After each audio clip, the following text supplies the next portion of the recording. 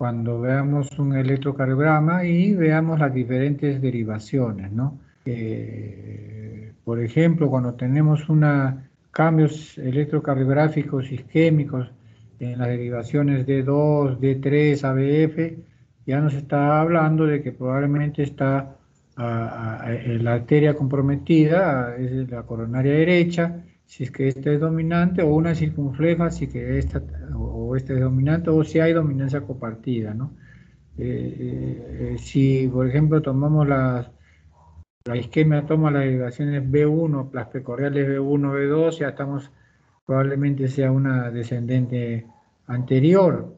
O si toma las derivaciones 1, ABL, B5, B6, ya nos habla de una isquemia lateral que nos habla también de la circunfleja, ¿no? Entonces es importante porque de la coronaria derecha, que nace pues del seno coronariano derecho, ustedes saben que las primeras ramas de la arteria aorta pues son las arterias coronarias, ¿no?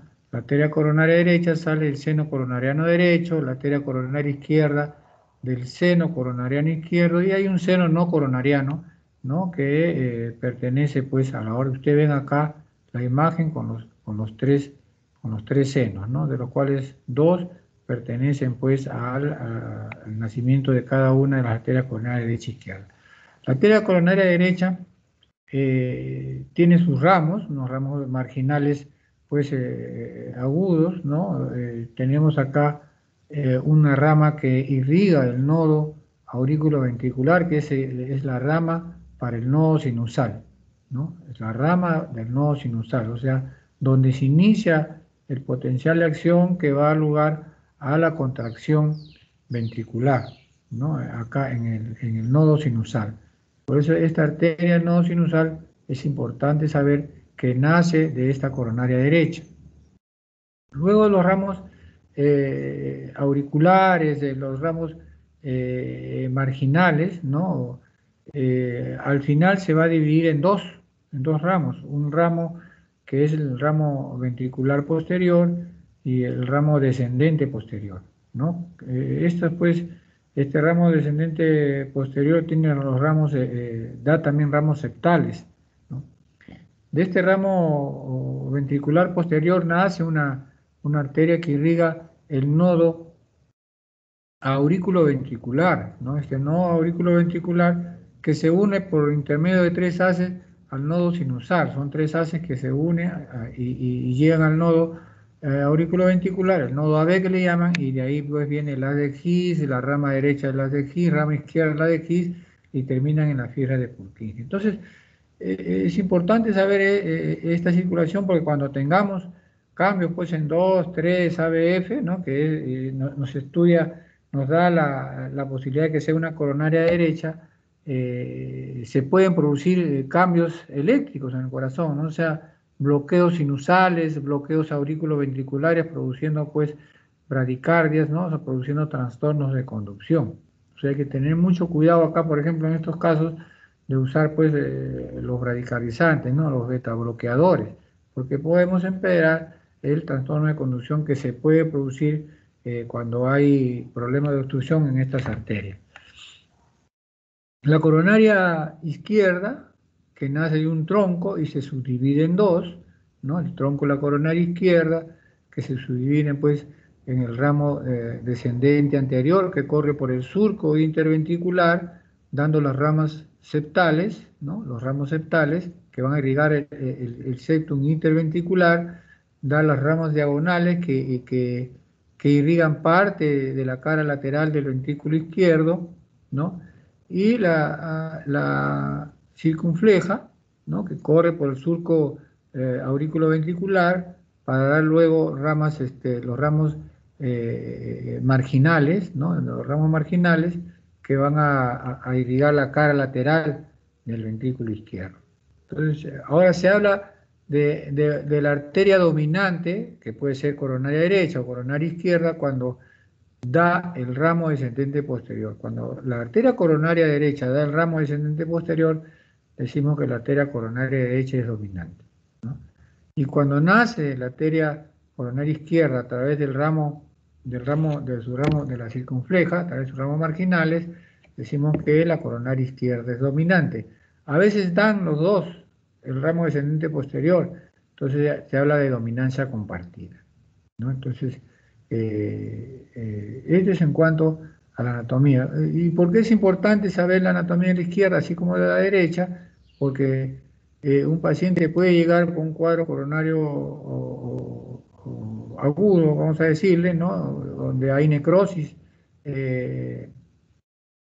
anteroseptal, ¿no? O sea, queda comprometido el septum, y ustedes cuando ausculten al paciente y llega a la emergencia, probablemente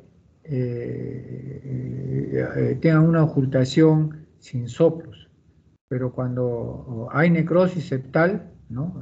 Hay la posibilidad de que el septum interventricular se rompa y produzca pues una comunicación interventricular, ¿no? Y ustedes van a escuchar un soplo pues de una comunicación interventricular, de un CIB secundario a la ruptura del septum por necrosis de este, ¿no? Ante un infarto de miocardio agudo. O también disfunción de la válvula mitral por alteraciones del aparato subvalvular, ¿no? Ruptura de las cuerdas tendíneas, necrosis de los músculos papilares, ¿no? Que es donde se implantan las cuerdas tendíneas y que controlan la apertura y el cierre de la válvula mitral y tricuspidia, ¿no? En ambos lados, y que puede producir también durante un cuadro coronario agudo una insuficiencia valvular mitral. Entonces es importante saber esta anatomía. Vamos a pasar a ver la anatomía de la circulación coronaria, que es lo que vamos a ver ahora, ¿no? Ustedes van a ver que el corazón pues tiene arterias epicárdicas, tiene arterias intramurales, ¿no? En el mesocardio y terminan pues en el endocardio. Ustedes saben también que las arterias coronarias se irrigan durante la diástole ventricular. Ustedes ven acá la diástole ventricular, las arterias llenas, ¿no? Con el plexo suendocárdico ahí presente, ¿no? Porque se está irrigando el corazón, y durante la sístole hay contracción. Ustedes ven que este plexo suendocárdico prácticamente desaparece, ¿no? Por la fuerza contráctil muscular de los ventrículos. Entonces, las arterias coronarias pues se dividen en arterias pues epicárdicas, ¿no? Que son vasos que ofrecen poca resistencia al flujo, son las llamadas arterias de conductancia, ¿no? Y también tienen las llamadas arterias intramiocárdicas, ¿no? En donde se produce la mayor resistencia al flujo y que son fundamentales pues en la regulación del flujo coronario. Toda esta zona, ¿no? Estos vasos que están pues intramuralmente son los que van a producir pues la mayor resistencia al flujo y que son fundamentales para este, ¿no? Normalmente pues el flujo coronario se regula pues por mecanismos metabólicos locales, ¿no? De acuerdo a las variaciones del consumo de oxígeno, ¿no? La que inducen distintos grados de vasodilatación de las arterias intramiocárdicas, ¿no? Con el consiguiente aumento del flujo, cuando hay esta vasodilatación. Entonces, el consumo de oxígeno miocárdico, que es el problema en esto de la cardiopatía coronaria crónica, ¿no? Así como en la cardiopatía coronaria aguda, ¿no? El consumo de oxígeno en miocardio va a depender pues principalmente de 4 variables, ¿no? Uno es la frecuencia cardíaca, ¿no? O sea, cuando hay un aumento de la frecuencia cardíaca, va a haber un mayor consumo de oxígeno por el músculo cardíaco y que tiene que ser satisfecho por esta circulación coronaria que en condiciones normales no produce ningún problema, ¿no? Otra variable es la tensión de la pared ventricular, ¿no?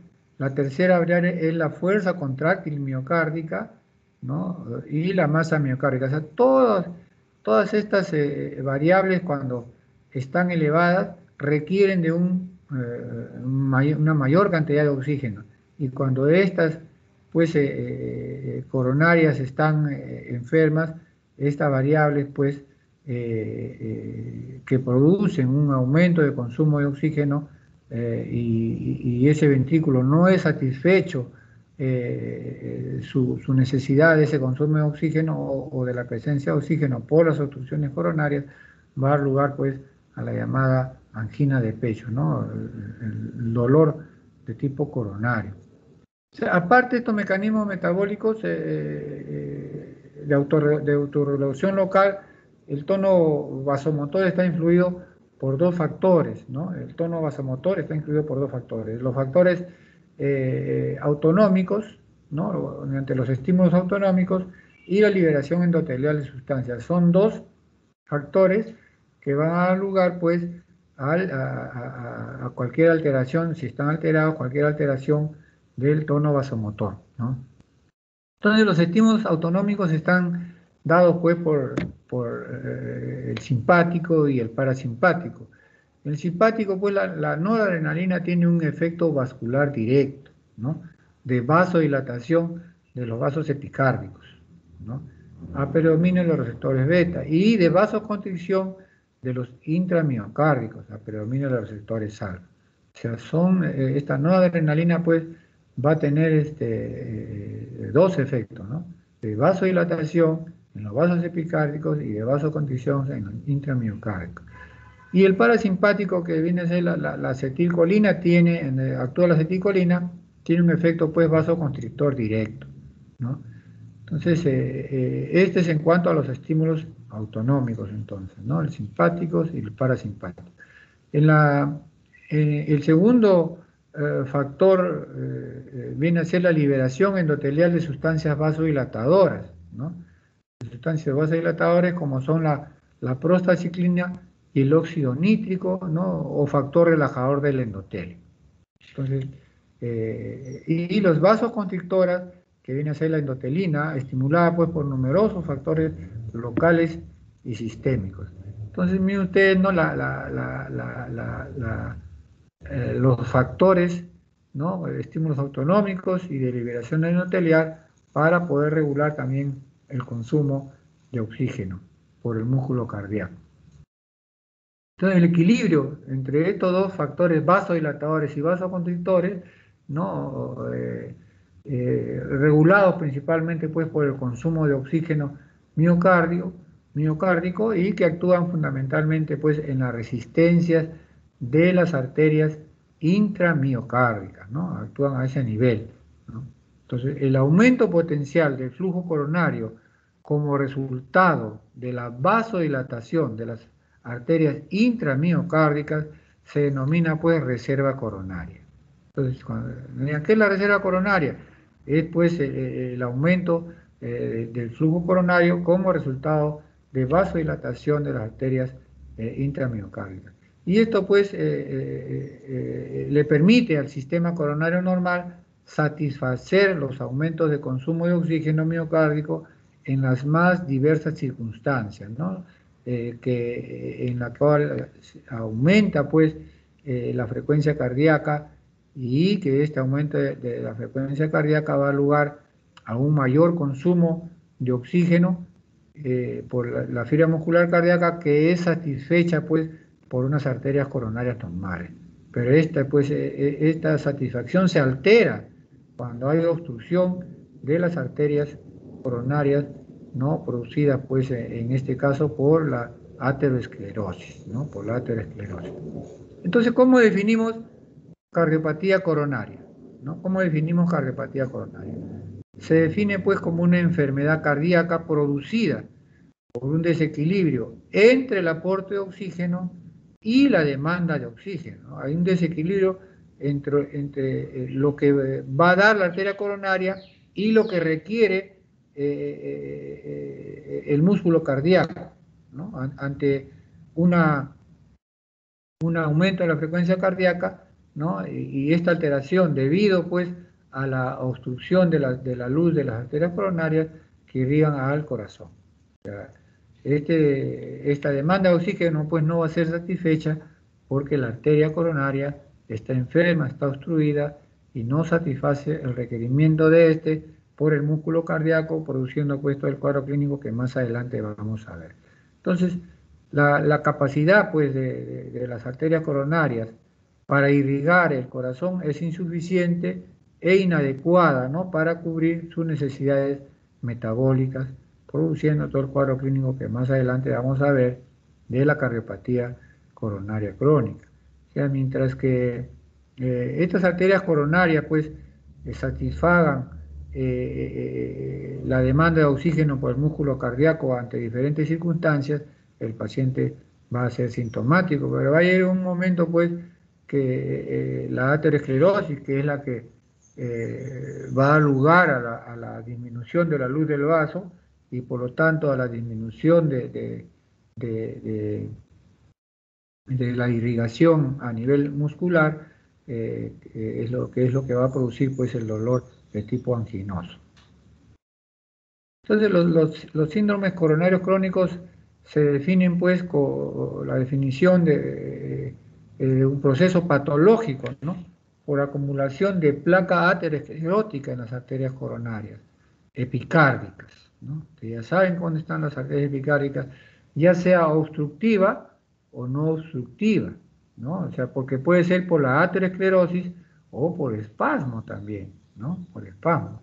Que conduce pues a cambios pues funcionales en la circulación coronaria.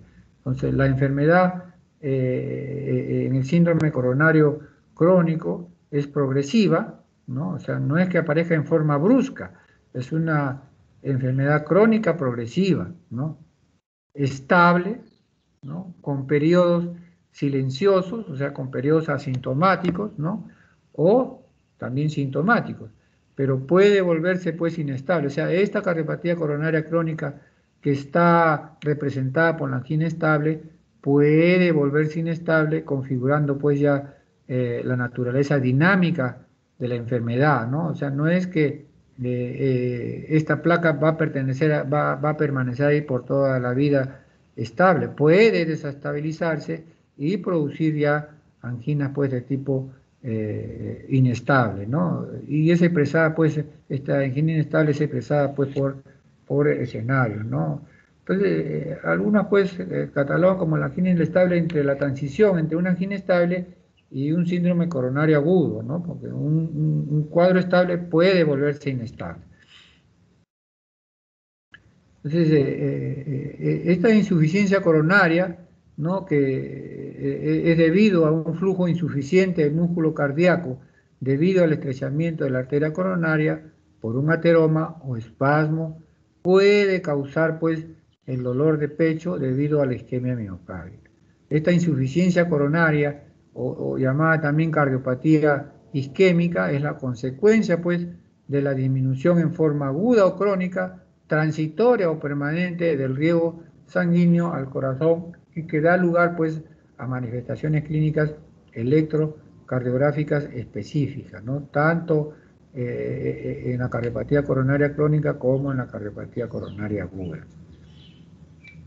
Entonces, de acuerdo al tiempo y forma de presentación, pueden presentarse, pues, como decía, ¿no?, los cuadros coronarios crónicos, que es de presentación progresiva en el tiempo, como en el caso, pues, de la cardiopatía coronaria crónica, como la angina, como le dije, que está representada por la angina estable, ¿no?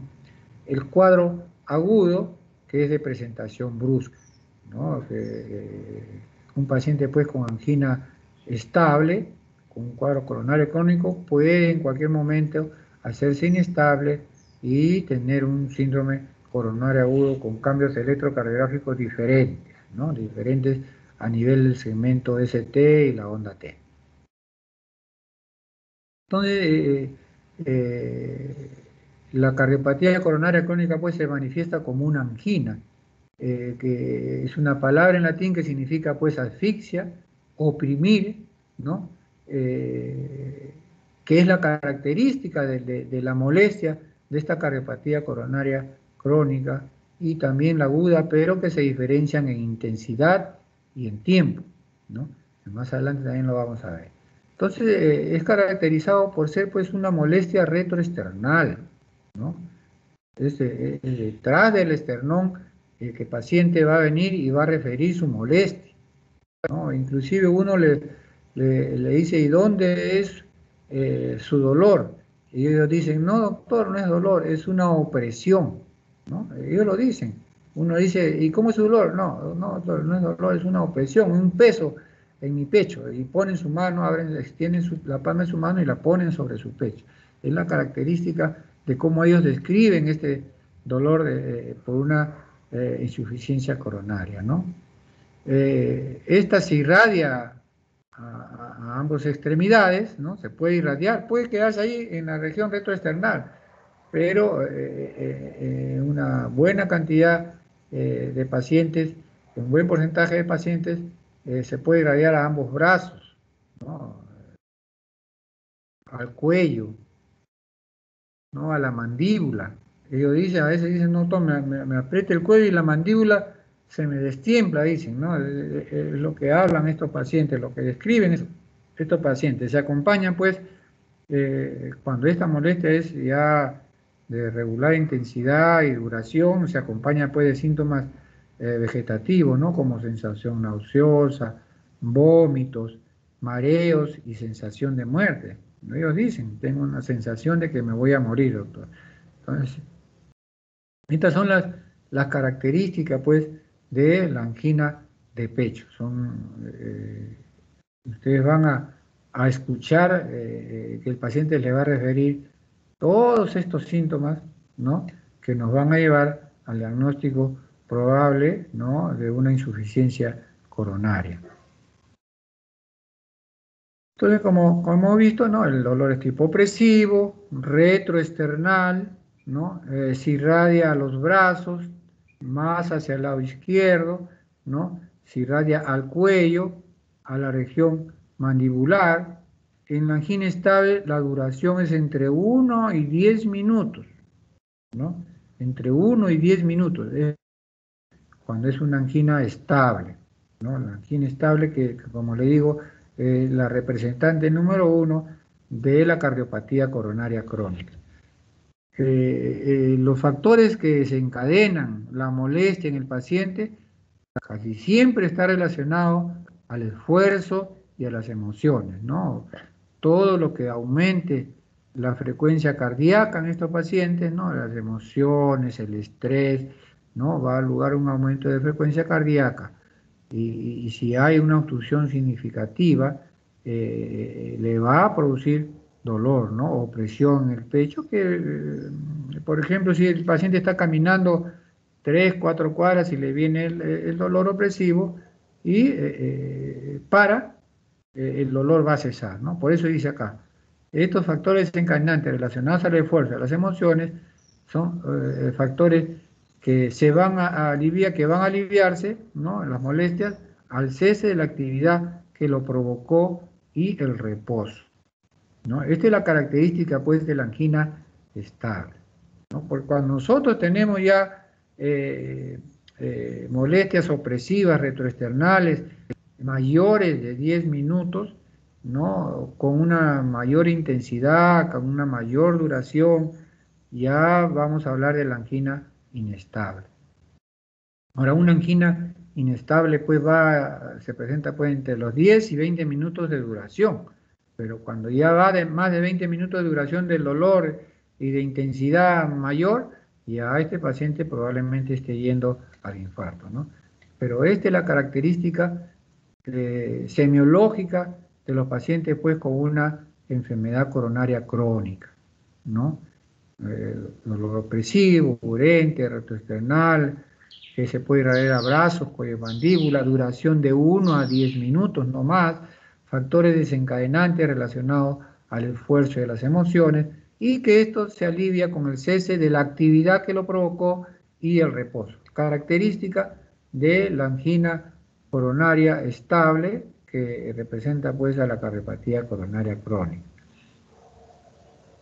Entonces, pero hay otras entidades, como les decía, la angina estable es la que representa la cardiopatía coronaria, pero hay otras que también dan lugar al diagnóstico de cardiopatía coronaria crónica, como la angina microvascular o llamado síndrome X, ¿no? La isquemia silente, ¿no? la angina variable o vasoespástica, ¿no? Son otros cuadros que nos pueden dar un cuadro de cardiopatía coronaria crónica, de una insuficiencia coronaria crónica, ¿no? ¿En qué se basa el diagnóstico? El diagnóstico pues se basa en los datos clínicos, ¿no? La probabilidad de un pretest y la selección de pruebas diagnósticas acorde a esa posibilidad, a esta probabilidad, hay que realizarlo para descartar cualquier otro cuadro, ¿no? Entonces, esta angina microvascular, usted sabe que es una angina típica, opresiva, retroesternal, que inclusive produce cambios pues electrocardiográficos, ¿no? Una inducción de estrés, ¿no? Hay cambios eléctricos, pero uno va a la coronariografía, a un angiograma coronario, y vamos a ver las arterias coronarias normales, ¿no? Por eso se llama, probablemente la alteración esté en la angina microvascular, ¿no? En la microvasculatura, porque no lo vemos en las arterias epicárdicas, pero que revierten, pues, por ejemplo, a los 4 minutos, revierten los cambios, ¿no? Que es la característica de la angina estable, ¿no? Entonces, esta angina con coronarias normales o síndrome X cardíaco, ¿no? La angina microvascular, ¿no? Que se puede presentar pues en algunos pacientes sin tener enfermedad coronaria evaluada mediante una coronariografía. Entonces, la definición del síndrome X pues es una angina típica estable, ¿no? Que predomina pues o inducida por el esfuerzo, ¿no? Es inducida por el esfuerzo. Los hallazgos pues son compatibles pues con una isquemia miocárdica, ¿no? O un diagnóstico mediante pruebas de investigación, ¿no? La arteriocoronografía en estos pacientes son normales, ¿no? Hay ausencia pues, de otras enfermedades cardíacas, ¿no? Que puedan explicar esta angina, ¿no? Como la angina variante, la miocardiopatía, enfermedades valvulares, ¿no? Tipo insuficiencia valvular aórtica, estenosis valvular aórtica, enfermedad pues valvular pulmonar, ¿no? Mitral de Kupffer, o sea, están ausentes esos tipos de patología en este síndrome X. La isquemia miocárdica silente es otra entidad, ¿no? De la cual nos habla la cardiopatía coronaria crónica. La isquemia miocárdica silente es una entidad frecuente, poco entendida y diagnosticada desde el punto de vista clínico, ¿no? Son pacientes, pues, que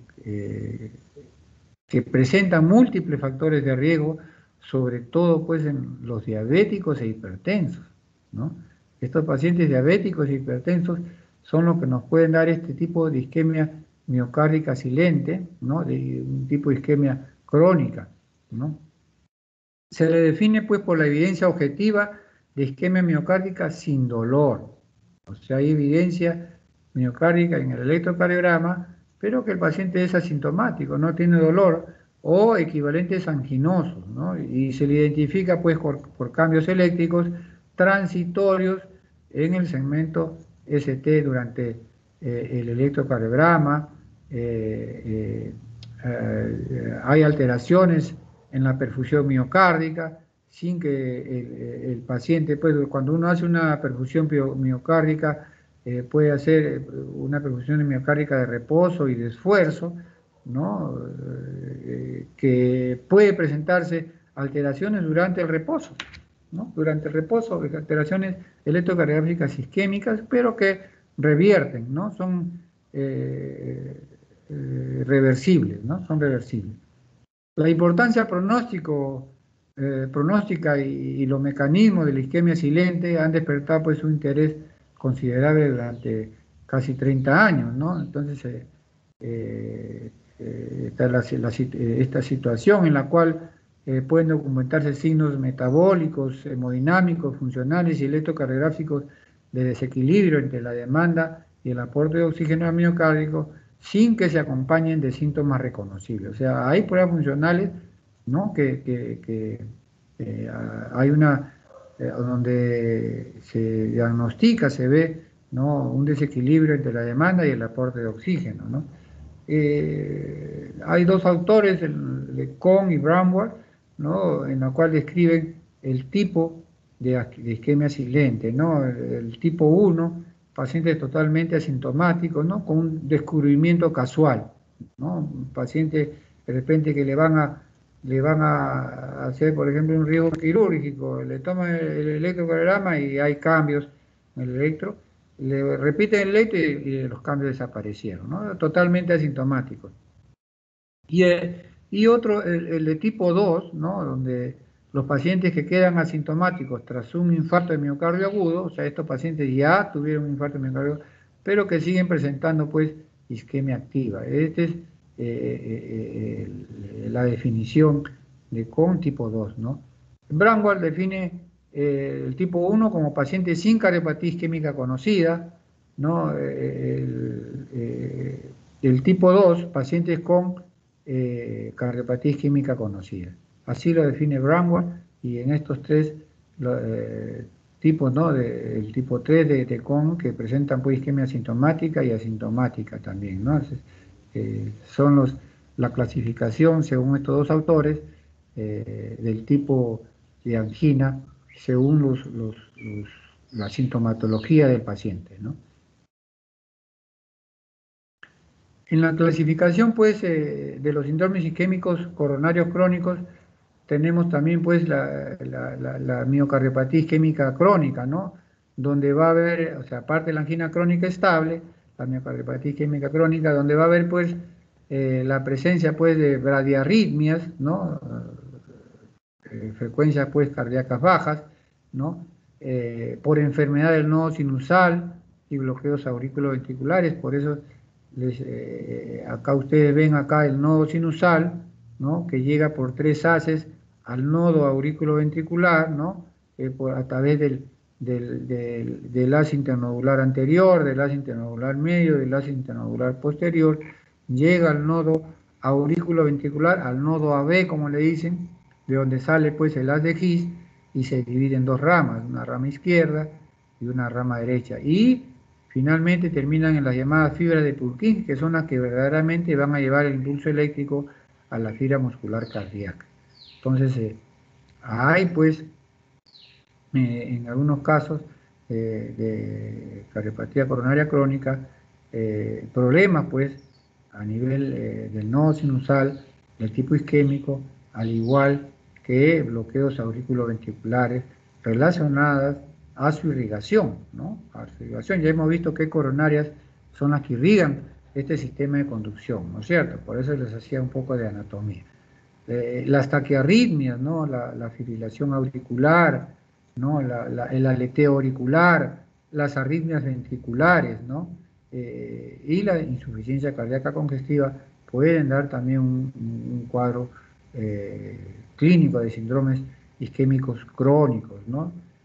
Acá tenemos un electrocardiograma con una taquiarritmia, ¿no? Este es una fibrilación, este es el ritmo sinusal normal. El ritmo sinusal, ustedes saben que todo complejo QRS va precedido de una onda P normal, ¿no? De una onda P normal. Este es un ritmo sinusal normal, ¿no? Y este es un ritmo de fibrilación auricular. Estas son ondas P, pero son ondas P anormales, ¿no? Donde la frecuencia auricular va a 350 o más latidos por minuto, la frecuencia auricular, ¿no? No es el nodo sinusal, sino es la aurícula. Ya no, acá ya no entra el nodo sinusal, sino acá esta arritmia, pues, está dada por una arritmia auricular, ¿no?, que es llamada fibrilación auricular. Entonces, ¿qué criterios tiene el electrocardiograma para decir que es una fibrilación auricular? Ausencia de ondas P normales. No hay una onda P normal acá, ¿no? Oscilaciones rápidas, ¿no? Ondas F fibriladoras, ¿no? varía la amplitud, ¿no? La amplitud del QRS, ¿no? La amplitud, la forma e intervalo, ¿no? Entre R y R varía, uno más largo, otro más corto, ¿no? El ritmo ventricular es irregular, ¿no? O sea, el ritmo ventricular viene a ser los complejos QRS. La frecuencia auricular, pues en este caso de fibrilación auricular, va entre 350 y 600 latidos por minuto. Y la frecuencia ventricular entre 100 y 180 latidos por minuto. Entonces, lo que controla el pase de todas estas despolarizaciones auriculares anormales es el nodo auriculoventricular. Por eso en estos pacientes con fibrilación auricular uno da medicamentos que actúen a nivel del nodo auriculoventricular para bloquear cierta cantidad de latidos anormales auriculares. Este es el flúter auricular, este es el otro tipo de taquicardia supraventricular, ¿no? Ustedes ven la diferencia entre la morfología de las ondas, ¿no? Estas son ondas en serrucho chiquititas y en el flúter auricular son ondas en serrucho grandes, ¿no? En el flúter auricular. También es una arritmia auricular, ¿no? Y las arritmias ventriculares, pues, donde tenemos pues las extrasístoles ventriculares, taquicardias ventriculares no sostenidas, ¿no? Que son pues arritmias ya que se producen a nivel ventricular y que pueden ser producidas pues por esta isquemia coronaria crónica, ¿no? Un corrido de taquicardia ventricular, ¿no? O sea, los corridos de taquicardia ventricular que pueden significar pues una insuficiencia coronaria, una isquemia, ¿no? U otra causa de hipoxia cardíaca que hace un foco de automaticidad ventricular muy irritable. O sea, una isquemia puede producir también pues irritación del músculo cardíaco produciendo arritmias de tipo ventriculares, como en este caso taquicardia ventricular o extrasístoles ventriculares. Entonces, ¿y cuál es la fisiopatología de esta cardiopatía coronaria crónica? ¿No? ¿Cuál es la fisiopatología? Es la formación, pues, de la placa ateroesclerótica, ¿no? Que disminuye en forma progresiva la luz del vaso y está mediada, pues, por varios factores de riesgo, ¿no? Varios factores que van a dar lugar a que esta ateroesclerosis se acelere, si no son controladas, ¿no? Entre los principales factores de riesgo, pues, tenemos la hipertensión arterial, ¿no?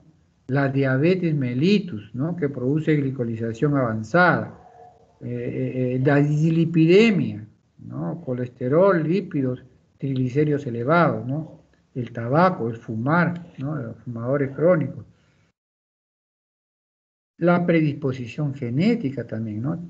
Todos estos factores de riesgo dan lugar o pueden dar lugar a una cardiopatía coronaria crónica, ¿no? Con una aterosclerosis que avanza progresivamente, iniciándose pues con una angina estable, ¿no? Característica, como le digo, o la representante de la cardiopatía coronaria crónica. La predisposición genética también está dada por, hay pacientes jóvenes que llegan con infarto. Entonces uno en la historia clínica les pregunta, ¿y sus padres han tenido infarto? ¿Sus familiares de papá han tenido infarto? Y cuando es predisposición genética, estos pacientes dan ese dato, ¿no? Sí, mi padre falleció por infarto de miocardio, ¿no? Eh, entonces, es uno de los factores importantes también, determinar esto en pacientes jóvenes, ¿no? Entonces, estos factores de riesgo, ¿qué producen a nivel endotelial? Hacen un cambio endotelial, ¿no?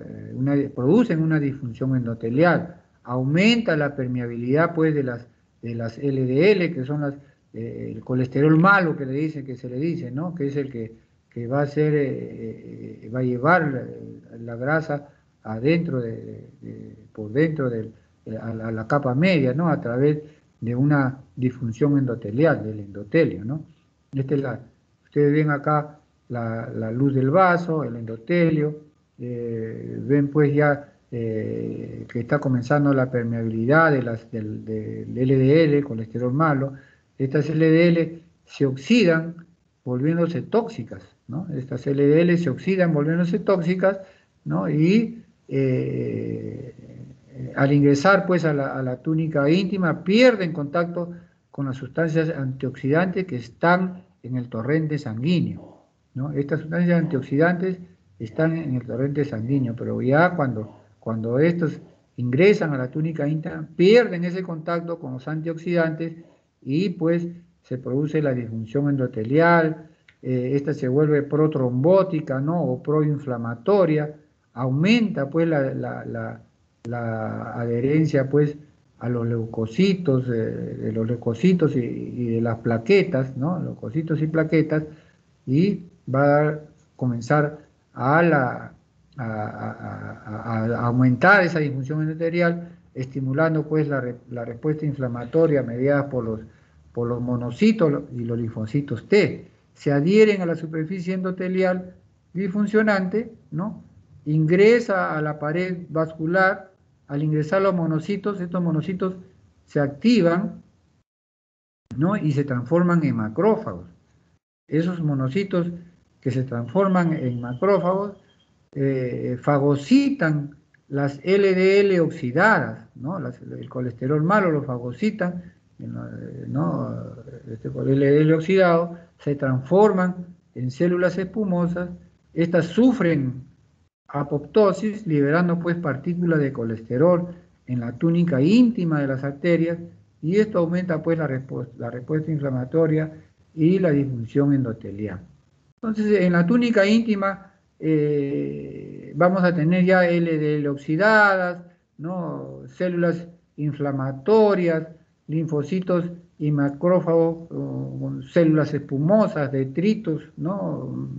Cristales de colesterol, todo eso, ¿no? Que conforma pues la famosa estría grasa, que no es sobrelevada. O sea, cuando se forma la estría grasa, todavía no hay una sobrelevación del endotelio, disminuyendo la luz del vaso, ¿no?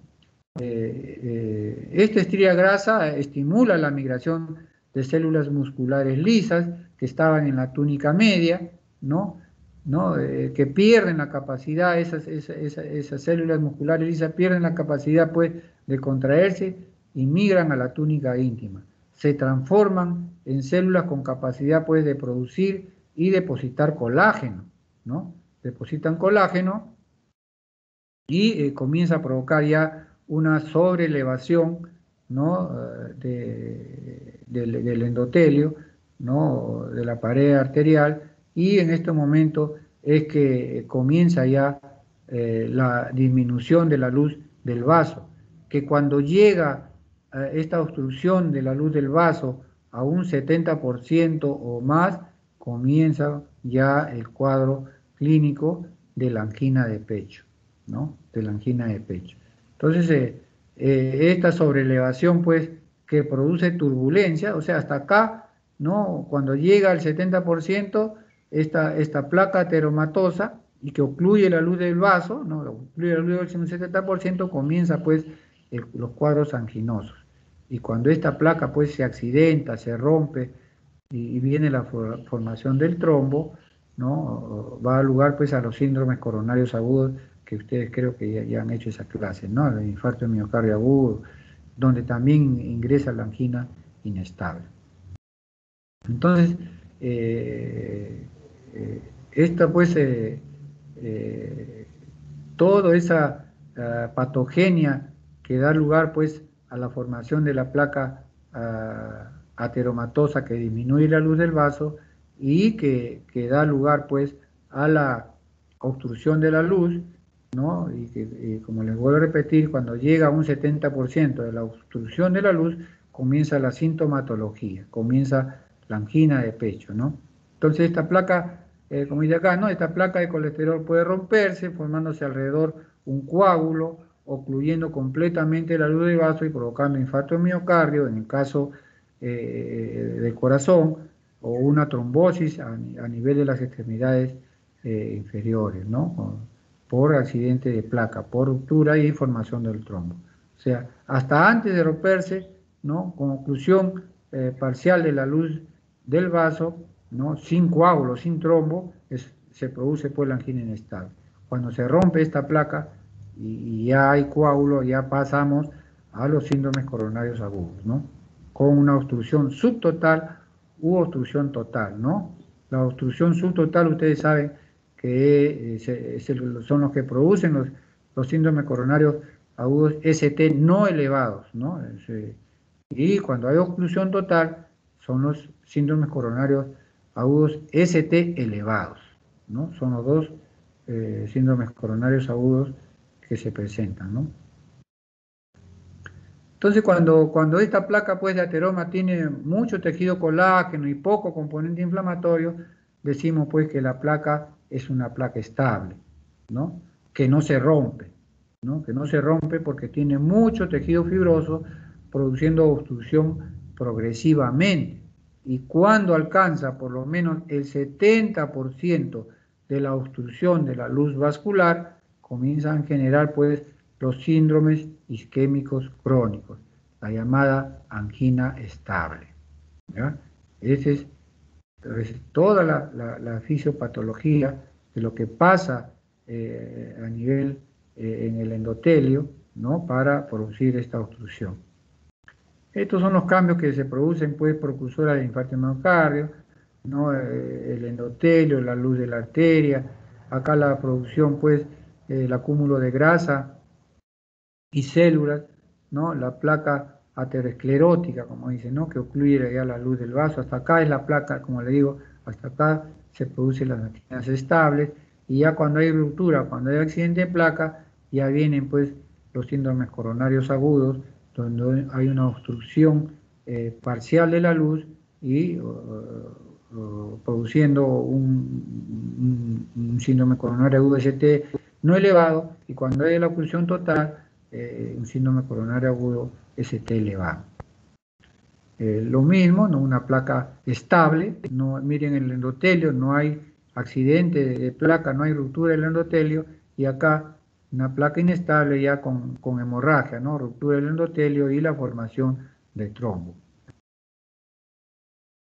Entonces, la definición pues, de enfermedad arterial coronaria es un proceso patológico por acumulación de placa aterosclerótica en las arterias coronarias epicárdicas, ¿no?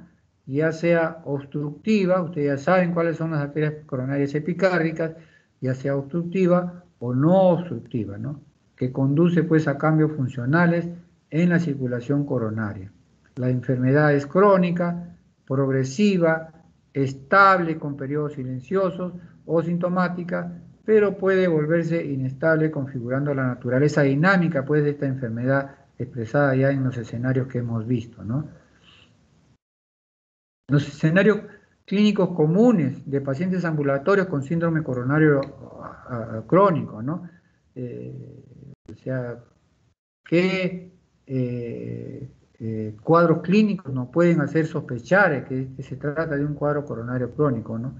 La sospecha de enfermedad arterial coronaria crónica, ¿no? Y síntomas de angina estable y o disnea, ¿no?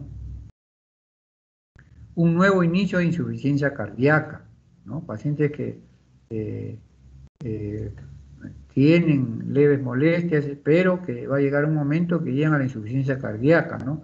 O una disfunción del ventrículo izquierdo y sospecha de enfermedad arterial coronaria, pues, ¿no? La enfermedad arterial coronaria. Otro escenario es el síndrome coronario crónico estabilizado, menor a un año, ¿no? O sea, se estabilizó el cuadro clínico coronario crónico luego de un síndrome coronario agudo o con revascularización reciente, ¿no? Otro escenario, síntomas estabilizados mayor de un año, ¿no? Del diagnóstico inicial o la revascularización. Otro escenario, la angina y sospecha de enfermedad coronaria vasoespástica o microvascular, ¿no? Y los asintomáticos con enfermedad arterial coronaria en una prueba de tamizaje, ¿no? Pacientes en que se demuestra con las pruebas, los exámenes auxiliares, de que el paciente tiene, pues, una enfermedad arterial coronaria que le está produciendo isquemia al músculo cardíaco. Ya hemos visto los factores de riesgo cuáles son, ¿no? Hay muchos factores de riesgo que predisponen a la cardiopatía, la diabetes, la hipertensión, la dislipidemia, ¿no? El estilo de vida sedentario, el tabaquismo, la edad avanzada, el sexo masculino. Ustedes saben que en el hombre es más frecuente el cuadro coronario, ya que la mujer está protegida por la parte hormonal, ¿no? La angina estable, ustedes saben, la molestia de dolor de pecho, miren cómo la paciente se agarra en la parte central del tórax anterior, ¿no? Clásicamente ocurre con actividad o estrés, el dolor generalmente comienza en forma lenta y empeora durante unos cuantos minutos antes de desaparecer. Este tipo de angina pues se alivia rápidamente con reposo o medicamentos, ¿no? A veces hay necesidad dependiendo pues de la tolerancia del paciente, de que usen pues vasodilatadores coronarios. Es raro, más pueden usarlo, ¿no? Hay pacientes que son muy sensibles. Y se presenta pues nuevamente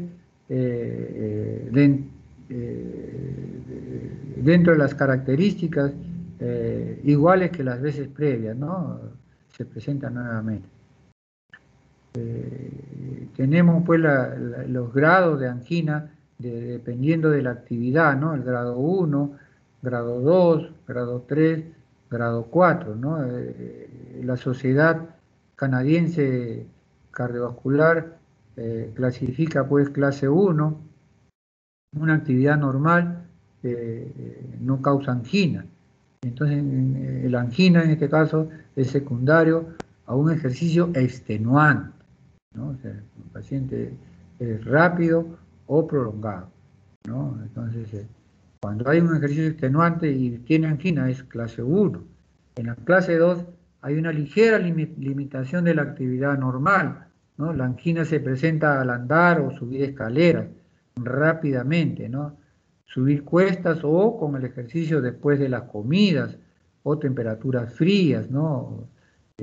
Donde puede relacionarse ahí el espasmo arterial coronario, con estrés emocional o solo durante las primeras horas después del despertar, clase 2. Clase 3, marcada limitación de la actividad física normal, ¿no? La angina se presenta, puede caminar 2 o una manzana, ¿no? En llano o un tramo de escaleras a velocidad normal y en condiciones normales. Y la clase 4, la incapacidad de realizar cualquier actividad física sin malestar, o la llamada angina pues de reposo, ¿no? Angina de reposo. Entonces, conclusión, clase 1, la actividad normal no causa angina. Clase 2, una ligera limitación en la actividad normal. Clase 3, hay una marcada ya limitación de la actividad física normal. Y clase 4, la incapacidad de realizar cualquier actividad física sin malestar, ¿no? La angina de reposo. Hemos dicho que la angina inestable está ya es una entidad que está considerada como un síndrome coronario agudo, ¿no? Cuando cuando la angina estable se inestabiliza, ¿no? Es peligrosa, ¿no? De aparición reciente, no sigue un patrón y puede ocurrir a un mínimo esfuerzo en reposo, no desaparece espontáneamente con el reposo o las medicinas, ya es una señal de que indica que podría ocurrir un infarto. O sea, un paciente con angina que tiene pues entre 10 y 20 minutos y que se considera en ese tiempo angina inestable, pero en lugar de 10 a 20 minutos tiene más de 20 minutos, 23, 25, 30 minutos, es muy probable que ese paciente puede estar yendo al infarto. Por eso acá dice, no, es una señal que indica que podría ocurrir un infarto en poco tiempo, que puede desencadenarse un cuadro coronario agudo, ¿no? Un infarto en miocardio. Son los cuadros, la clasificación que presentan de angina inestable, ¿no? La angina de reciente comienzo, la angina acelerada o progresiva, la angina de reposo, la angina posinfarto, la angina variante Prismeta, ¿no? Donde acá predomina el espasmo arterial, la angina post-revascularización. Todo estos tipos pues, de angina que está dentro de la angina inestable, ¿no? El grado 3, acá los pacientes tienen angina grado 3, ¿no? De la clasificación canadiense, de la Sociedad Canadiense Cardiovascular, ¿no? De aparición en el último mes. El paciente refiere su primera crisis de Angor en un plazo de 30 días. O sea, uno habla de angina de reciente comienzo cuando el paciente doctor dice hace 30 días me ha comenzado el dolor ya cada vez más intenso. Entonces ya eso se habla de angina de reciente comienzo. La angina acelerada es una angina pues que empeora en el último mes también. O sea, es un paciente que ha tenido angina estable y que comienza, que su duración era pues no más de 10 minutos, calmaba a los 3, 4 minutos y que de repente ya comienza a empeorar en el último mes en frecuencia, intensidad, duración, ¿no? Un grado de esfuerzo con una clasificación canadiense grado 3, 4. La angina de reposo pues ocurre ya en forma espontánea, sin relación aparente con el aumento, la demanda pues de miocárdica de oxígeno, ¿no? Su duración es variable y en ocasiones los episodios son muy prolongados y parece pues un infarto. La angina postinfarto es la que aparece después del infarto agudo de miocardio y durante el primer mes de evolución. Ustedes ven que la mayoría está relacionado al primer mes de evolución del cuadro clínico del paciente, ¿no?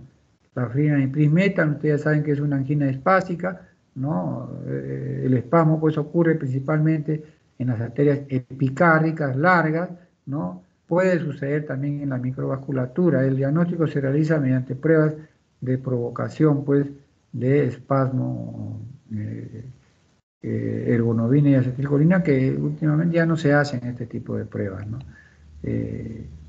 Acá ustedes ven que durante la crisis hay un desnivel, ¿no? del segmento S3, 2, 3 y ABF cara inferior, ¿no? Y en 1 y ABL también cara, o sea, cara inferolateral, ¿no? Probablemente sea una arteria circunfleja la que esté tomada ahí. Y la característica pues de esta molestia es similar a la angina típica, ¿no? Excepto por su falta de relación al esfuerzo, ¿no? Más está relacionado al frío, ¿no? Por eso acá dice tendencia a presentarse durante la noche, ¿no? Existe una gran variabilidad en la frecuencia y en la intensidad de la crisis. Los factores desencadenantes de esta angina de Prinzmetal, el clima frío, el ejercicio, el estrés emocional, las comidas abundantes. Esto ya son el tratamiento de las cardiopatías coronarias crónicas que se inestabilizan, ¿no? La angioplastía coronaria, ¿no? Mediante el implante de stent, los bypasses aortocoronarios venosos, ¿no? Las venas afenas la implantan en la aorta y en la porción distal a la lesión de la arteria culpable. Esta es una arteria, la mamaria, una arteria mamaria izquierda en este caso, que se implanta generalmente en la arteria descendente anterior, siempre después de la lesión. Otras causas pues, de molestias cardíacas son las palpitaciones, ¿no? Las arritmias, ¿no? El corazón palpita muy rápidamente y el ritmo cardíaco no es regular. La anemia también, ¿no? La anemia, hay pacientes anémicos que vienen con cuadro coronario también. Uno les toma una hemoglobina y están en 6, 4 hemoglobinas, ¿no? Y tienen la misma característica, pues, de una isquemia coronaria crónica, ¿no? La insuficiencia cardíaca, la valvulopatía cardíaca, que hemos visto, el hipertiroidismo, ¿no? Una tiroides hiperactiva. Y los cambios electrocardiográficos que ustedes ya deben también haber revisado, ¿no? Este es un electrocardiograma, un ST normal, este es un desnivel del segmento ST, este es una isquemia subepicárdica, ¿no? Y esta es una elevación del segmento ST en caso de infarto de miocardio agudo ST elevado, ¿no? Los estudios que se realizan, ¿no? Ahora hay varias pruebas, ¿no? Aparte del invasivo, hay el test de perfusión miocárdica, el test de esfuerzo, y finalmente uno termina pues en el cateterismo cardíaco para hacer un diagrama de las arterias coronarias con una sustancia de contraste y determinar el lugar de la lesión.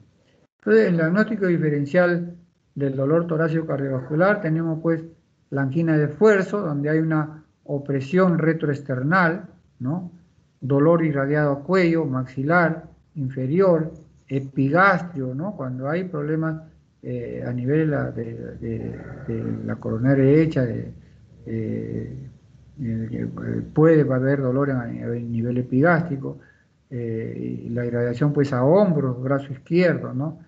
Esta angina de esfuerzo lo inicia el esfuerzo físico, como su propio nombre lo dice, ¿no? Cambios bruscos de temperatura, después de las comidas copiosas, disminuye con el reposo la administración de nitratos, ¿no? Frecuentemente se acompaña de síntomas neurovegetativos como diaforesis o náuseas. Puede coexistir con disnea o mareo, lipotimia e incluso síncope, ¿no? Dependiendo de la intensidad también del dolor. Dichos síntomas pueden ser considerados como equivalentes anginosos, aún en ausencia de dolor en ciertas poblaciones especiales, como los diabéticos, ¿no? Los diabéticos tienen dolores atípicos, ¿no? El diabético es paciente con una enfermedad coronaria difusa, ¿no? Importante, ¿no? O los pacientes operados de revascularización miocárdica. O a la exploración física, pues estos pacientes pueden tener pues taquicardia, un cuarto ruido que nos indica que haya un aumento de la presión a nivel de las aurículas, ¿no? Soplo de insuficiencia valvular mitral por disfunción de músculos papilares, ¿no? Estertores pulmonares cuando ya hay aumento de la presión capilar pulmonar por insuficiencia ventricular izquierda. Y en casos graves, pues, el ritmo de galope, ¿no? Que nos indica que hay una insuficiencia ventricular izquierda con un tercer ruido cardíaco audible. La pericarditis, ¿no? Es otro tipo de dolor como diagnóstico diferencial, ¿no? Hemos visto las características de la angina de esfuerzo, ¿no? La pericarditis que es un dolor pungitivo o urente, intenso, exacerbado con la inspiración, ¿no? O sea, que no es característico de una insuficiencia coronaria crónica, ¿no? Esta es desencadenada con la inspiración profunda o los cambios de posición, ¿no? De duración variable, ¿no? A la exploración física se puede ocultar un frote pericárdico, ¿no? Ustedes van a escuchar un frote pericárdico cuando lo oculten por la pericarditis. Sin embargo, por su carácter pues evanescente, la ausencia de frote no descarta la posibilidad de pericarditis. Acá pues es importante la duración del dolor, ¿no? La duración del dolor. Esto puede durar horas, días, ¿no? Si fuera un coronario ya no estaría contándola tampoco, ¿no? Entonces este es otro diagnóstico diferencial. Es uno de los diagnósticos diferenciales más frecuentes en caso de cardiopatía coronaria crónica, ¿no? La disección de la aorta, ¿no? La disección de la aorta, otro diagnóstico diferencial, de aparición en el tórax anterior, frecuentemente irradiado a la espalda, ¿no? Intenso, transitivo y asfixiante, ¿no?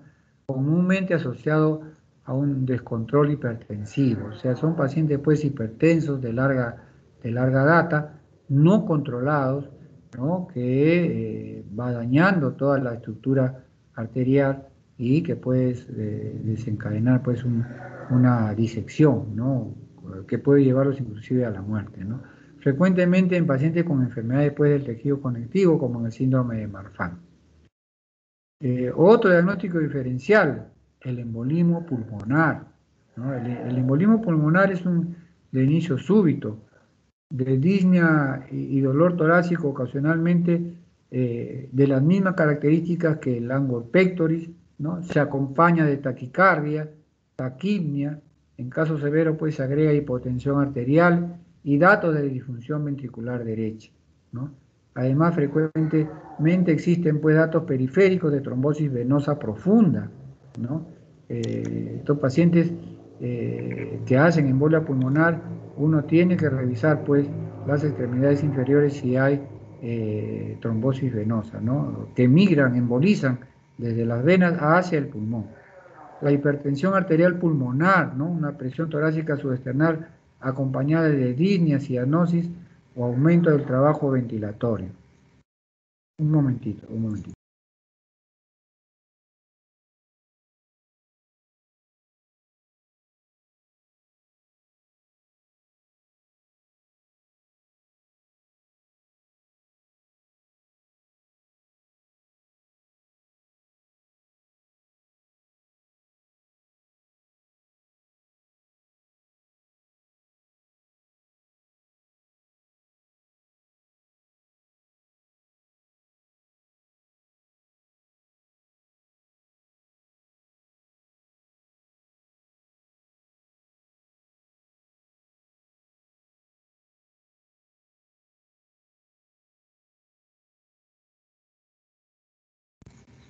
Entonces ya desde el punto de vista respiratorio, otro diagnóstico diferencial, ¿no? La neumonía, la pleuritis, dolor único bilateral que se incrementa pues con la respiración, especialmente la inspiración profunda, ¿no? Disminuye con los cambios posicionales, se acompaña de tos con expectoración frecuentemente de fiebre, a la exploración física datos de consolidación pulmonar, ¿no? Neumotórax espontáneo, ¿no? De inicio súbito, ¿no? Dolor pleurítico unilateral, acompañándose pues de disnea, ¿no? Por la presencia, el colapso del pulmón. Músculo esquelético, ¿no? La costocondritis, dolor intenso localizado sobre un trayecto nervioso, generalmente a nivel costocondral, ¿no? Suele producirse tras aplicar presión sobre la zona afectada, ¿no? Se reproduce el dolor. Entonces uno palpa y dice, ah, no, este dolor no es cardíaco, es el músculo esquelético. Digestivo, ¿no? Enfermedades de reflujo gastroesofágico también, o otro diagnóstico diferencial. Dolor urente en epigastrio, ¿no? Que se agrava con comidas copiosas o otras con la ingesta de irritantes, ¿no? Se acompaña de dispepsia, frecuentemente puede coexistir con síntomas neurovegetativos como diaforesis, así como náusea y sensación de plenitud epigástrica, ¿no? De forma similar a la angina de pecho, puede disminuir tras la administración de nitratos, ¿no? Porque rompo también el espasmo esofágico. También mejora con la administración de antiácidos, ¿no? El espasmo esofágico que también tiene un dolor similar, ¿no? Un dolor opresivo intenso, retroesternal, ocasionalmente irradiado a cuello y maxilar inferior, en algunos casos acompañado de disnea y sensaciones de muerte, ¿no? También todo lo que puede producir un espasmo esofágico, ¿no? Úlcera péptica, ¿no? Dolor urente en epigastrio, ¿no? De larga intensidad, acompañado pues de pirosis que mejora tras la ingesta de alimentos o la administración de antiácidos. Entonces, ¿cómo llegamos a llegar al diagnóstico de estas cardiopatías para descartar los otros diagnósticos diferenciales? Bueno, los diagnósticos diferenciales se hacen por el cuadro clínico, ¿no?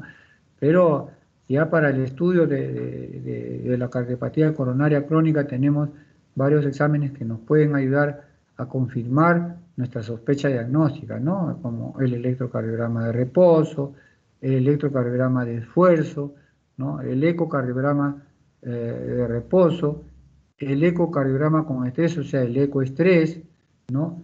La medicina nuclear mediante la perfusión miocárdica para ver si hay viabilidad o no. Y finalmente, lo que confirma y hace el diagnóstico definitivo es el estudio hemodinámico mediante una coronariografía, ¿no? Son las pruebas diagnósticas que nos ayudan pues a llegar a un diagnóstico adecuado, ¿no? El electrocardiograma pues es de gran utilidad, ¿no? Para el diagnóstico de cuadros isquémicos agudos como la angina inestable e infarto de miocardio. El diagnóstico de cuadros crónicos como secuelas de infarto, ¿no? De miocardio previos, ¿no? Con una onda Q patológica. Una onda Q patológica viene a ser pues una onda que dura más de 0.04 centésimas de segundo, que es una onda Q empastada, que mide 25-30% de la onda R, ¿no? Son ondas Q patológicas, que también podemos ver en los cuadros crónicos, ¿no? El patrón de isquemia más frecuente está dado por la inversión de la onda, ¿no? Por la inversión de la onda T, ¿no? Inversión de la polaridad y la simetría de la onda T, ¿no? Una onda T invertida y simétrica, ¿no? Se altera esta onda, pues, en caso pues, de una isquemia coronaria crónica, podemos tener este tipo de... El patrón pues, de lesión, de daño tisular, está configurado pues, por depresión o elevación del segmento ST, ¿no?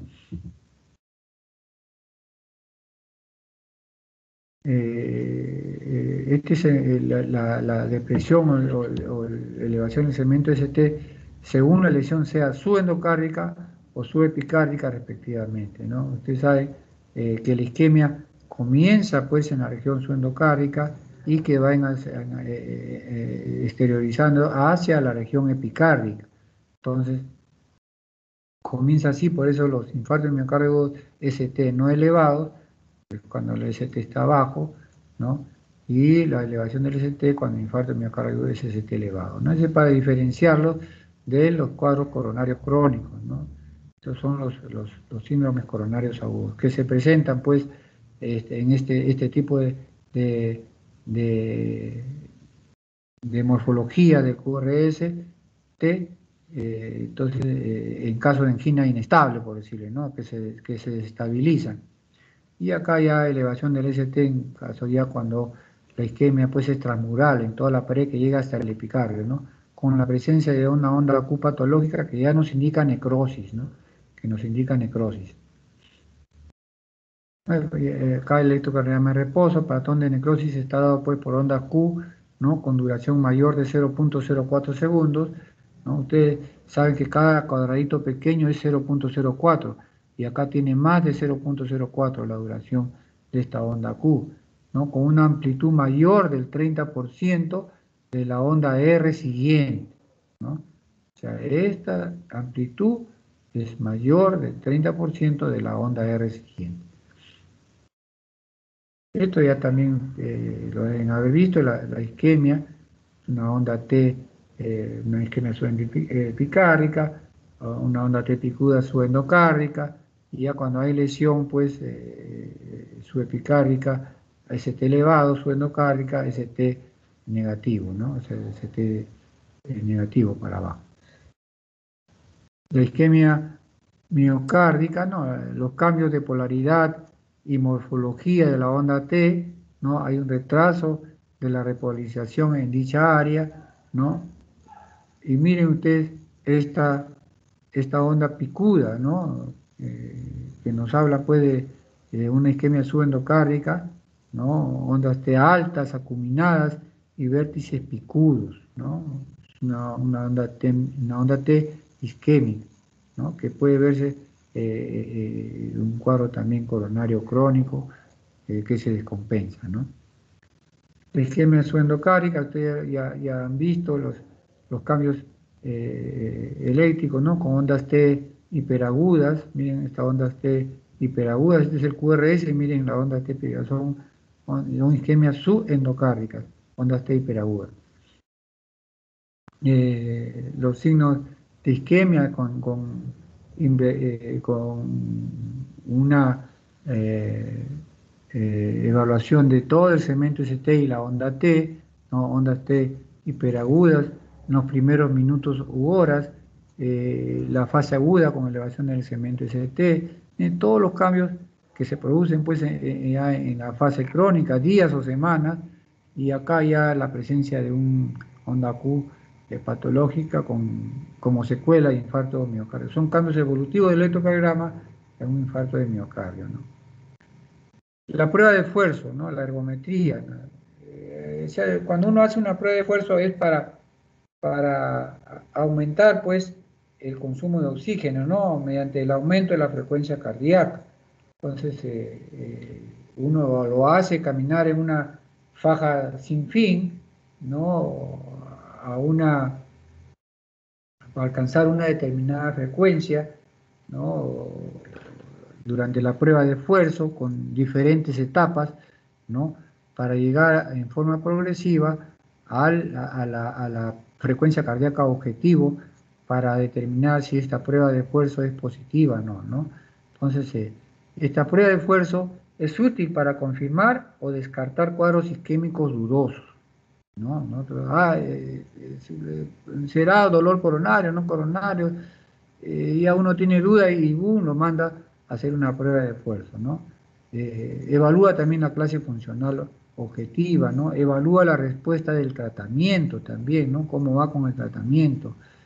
Evalúa los pronósticos posinfarto de miocardio agudo o angina inestable, ¿no?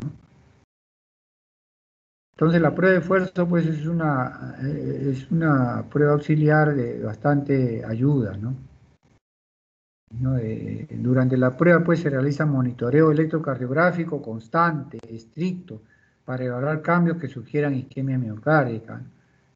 Se controla la presión arterial, pues a veces hay pacientes que que son hipersensibles y hacen hipertensión arterial de grado severo al mínimo esfuerzo, que puede desencadenar la arritmia, la isquemia también. Acá vemos cómo se controla la frecuencia cardíaca, ¿no? ¿Y qué frecuencia debemos alcanzar? Acá tenemos 220 en menor de edad, es la frecuencia cardíaca para alcanzar, ¿no? El momento en que uno debe parar la prueba, ¿no? Pero es suficiente, este es el 100%, es suficiente alcanzar el 80% de esta fórmula calculada para decir que una prueba está bien hecha, ¿no? Ahora, uno no es necesario que llegue hasta ese 80%. Hay pacientes pues que aumentan su frecuencia en un 20% y hacen cambios de tipo isquémico, ¿no? El principal cambio es el de nivel del segmento ST. Entonces, uno no espera llegar a esa frecuencia, sino ya ve los cambios y tiene que tener la prueba, porque si continúa, la isquemia empeora y pueden provocar un infarto. Son los cambios en el segmento ST, ¿no? que evaluamos. Son los exámenes que hacemos, ¿no? Las ergometrías, que puede ser por una bicicleta ergométrica o una faja sin fin, ¿no? Siempre monitorizados electrocardiográficamente, ¿no? La otra prueba es el ecocardiograma bidimensional, que permite evaluar pues la función ventricular aproximada, ¿no? Que se puede alterar en una isquemia coronaria crónica, la motilidad parietal. Las alteraciones segmentarias de la motilidad son muy sugestivas de necrosis e isquemia significativa aguda o crónica, ¿no? Entonces, uno ve la motilidad, a veces hacen ecocardiograma de estrés, ¿no? Donde se ponen pues sustancias que aceleran el corazón y que cuando hay isquemia produce trastornos pues de la motilidad ventricular izquierda, y el ecocardiografista lo evalúa, ¿no? Entonces acá tenemos el ecocardiograma bidimensional, ¿no? Ventrículo izquierdo, aurícula izquierda, válvula mitral, la aurícula derecha, válvula tricúspide, ventrículo derecho, ¿no? Es una apical 4 cámaras. Hay otro tipo esta es la ecografía bidimensional, la ecografía transtorácica, para visualizar el corazón. Se coloca pues el traductor en el pecho del paciente, ¿no? Generalmente sobre el lado izquierdo. El procedimiento se realizará según lo comentado previamente, ¿no? Este es el traductor, ¿no? El médico viendo las imágenes en movimiento.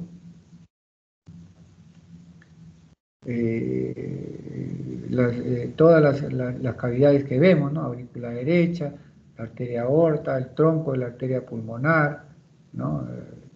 Todo lo que se va evaluando. El ecocardiograma transesofágico visualiza también el corazón por medio de un traductor acoplado a una sonda, como si fuera una endoscopía, ¿no? Generalmente es un estudio complementario al ecocardiograma transtorácico, que aporta información similar pero más detallada de ciertas estructuras, ¿no? Como las válvulas cardíacas, ¿no? Además ayuda a descartar la presencia de trombos, coágulos, ¿no? En pacientes, por ejemplo, pues, que tienen fibrilación auricular, ¿no? Y que presentan coágulos en la orejuela y son visualizados mejor con este ecocardiograma transesofágico, ¿no? Tumores o alteraciones congénitas del corazón que no se pueden ver de forma completa con un ecocardiograma transtorácico, ¿no? Este es un estudio más completo. Aquí vemos acá la sonda, ¿no? Como si fuera pues un endoscopio donde se realiza pues el ecocardiograma transesofágico, ¿no? Son las imágenes que ven en este ecocardiograma transesofágico, ¿no? Miren, acá está la sonda, este es el esófago, y acá la sonda para visualizar mejor las cavidades cardíacas en el eco transesofágico. Ya hemos hablado del ecocardiograma con estrés, ¿no? Donde se evalúa el electrocardiograma, donde se evalúa la función ventricular, se evalúa la motilidad parietal y la isquemia pues se manifiesta por deterioro de la función ventricular, o sea, es una función ventricular que comienza bien y durante la inyección pues, de sustancias que aceleran el corazón, esta función ventricular puede disminuir, ¿no? Produciéndose pues hipocinesías secundarias a la isquemia miocárdica producidas por, eh, por estas sustancias farmacológicas, ¿no?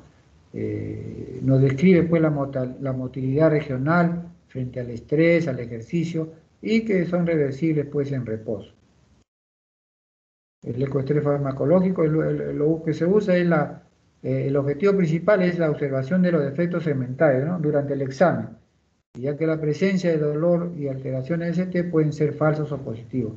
Entonces, lo que vemos esto son los defectos segmentarios, o sea, los defectos de contracción ventricular segmentaria, ¿no?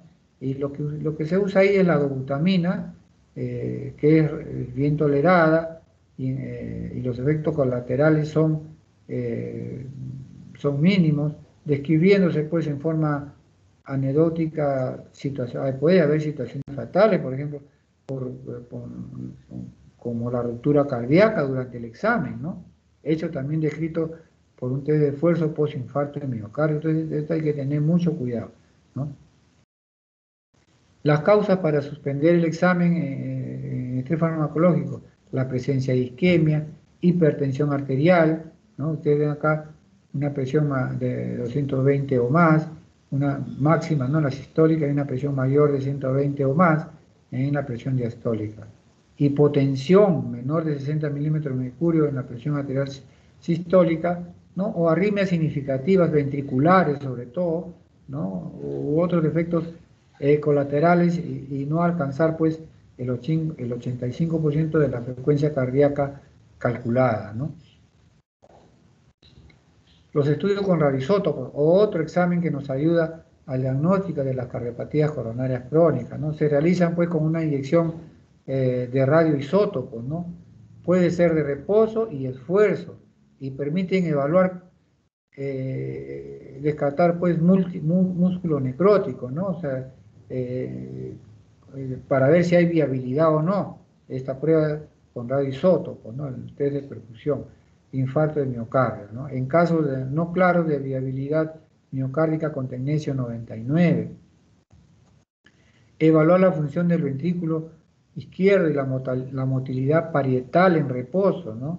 Y estrés o farmacológico, ¿no? Ventriculograma radioisotópico de reposo y esfuerzo. Evaluar la perfusión miocárdica con y sin viabilidad, muscular, la perfusión miocárdica con talio 201 en reposo y esfuerzo con una nueva inyección para su captación. O sea, este estudio de radioisótopos se está usando últimamente bastante, sobre todo para ver viabilidad, ¿no? Porque a veces encontramos pacientes que han tenido infarto y que no fueron tratados, pero que se les hace un estudio coronariográfico y la arteria está permeable, ¿no? Entonces, ¿se trata o no se trata? Decimos, ¿no? Entonces, uno puede evaluarla con una ventriculografía, pero finalmente lo mandamos a ver si hay una viabilidad y si el músculo donde está esa lesión producto del infarto tiene viabilidad, es tratada ya sea percutáneamente o quirúrgicamente, ¿no?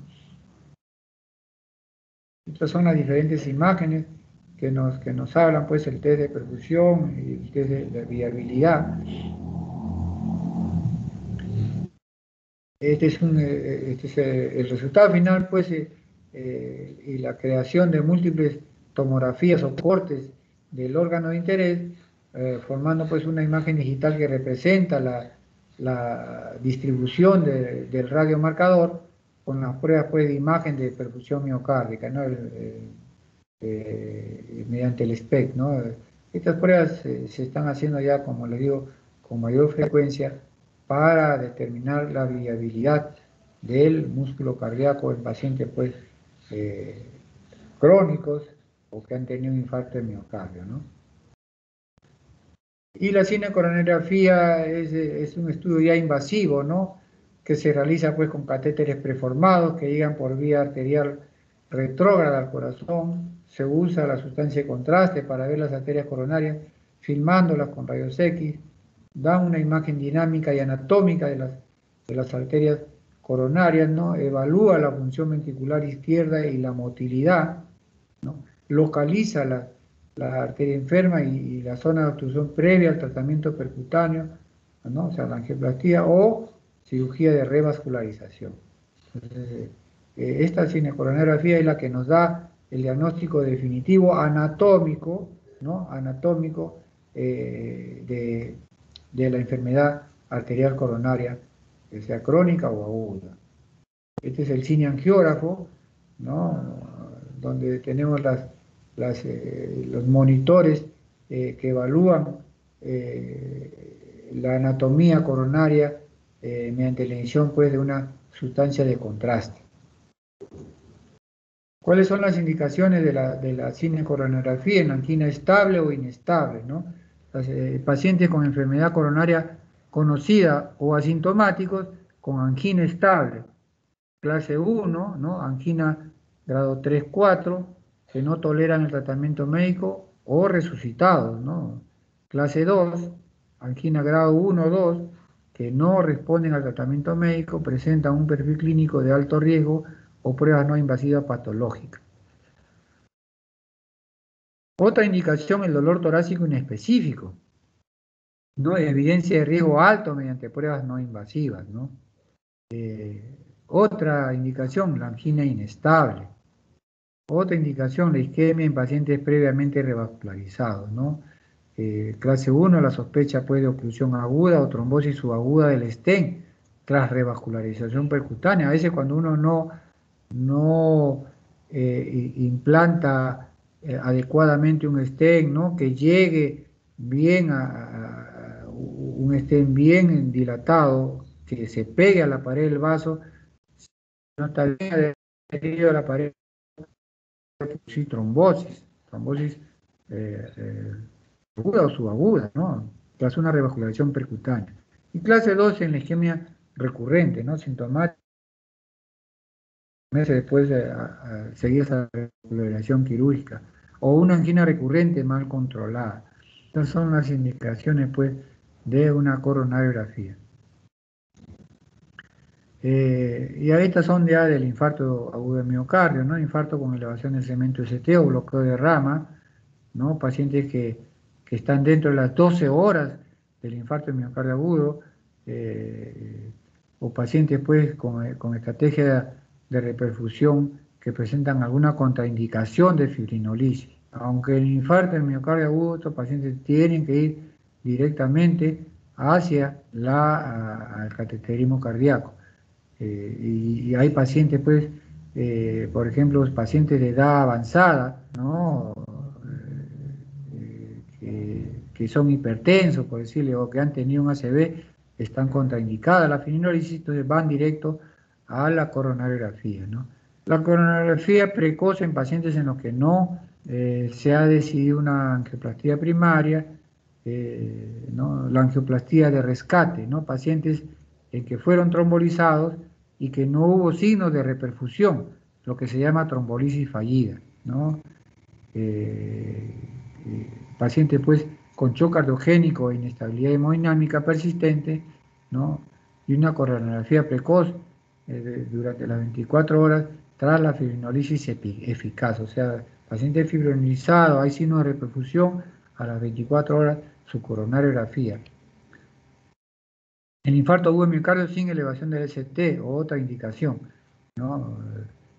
Coronariografía precoz en infarto agudo de miocardio sin elevación del segmento ST, isquemia sintomática, persistente o recurrente o espontánea inducida, con o sin cambios electrocardiográficos asociados, ¿no? Presencia de shock, congestión pulmonar severa o hipotensión mantenida. Es un paciente con una obstrucción de la coronaria derecha, ¿no? Que fue tratado percutáneamente con un stent, se puso el stent en esta zona y se ve la coronaria desobstruida, ¿no? Este es un trayecto intramiocárdico, ¿no? Ustedes saben que las arterias epicárdicas van por encima del epicardio, no van intramuscular, van por encima, pero hay arterias que se meten al músculo, ¿no? O sea, es una alteración anatómica, se meten al músculo y durante la fase sistólica, miren ustedes acá, esta arteria desaparece. Durante la contracción ventricular, viene la diástole ventricular y vuelve a aparecer, ¿no? Y vuelve a aparecer. Este es para ver la ventriculografía, para ver cómo está la función ventricular, ¿no? Para ver cómo está la función ventricular.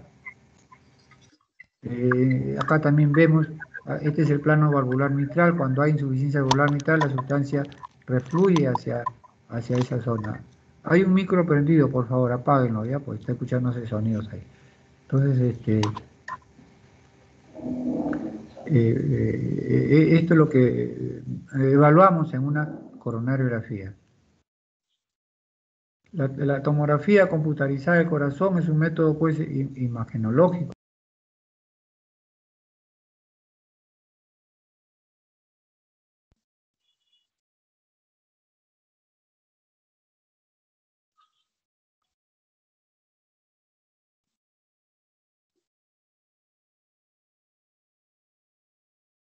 Doctor, su micro está apagado.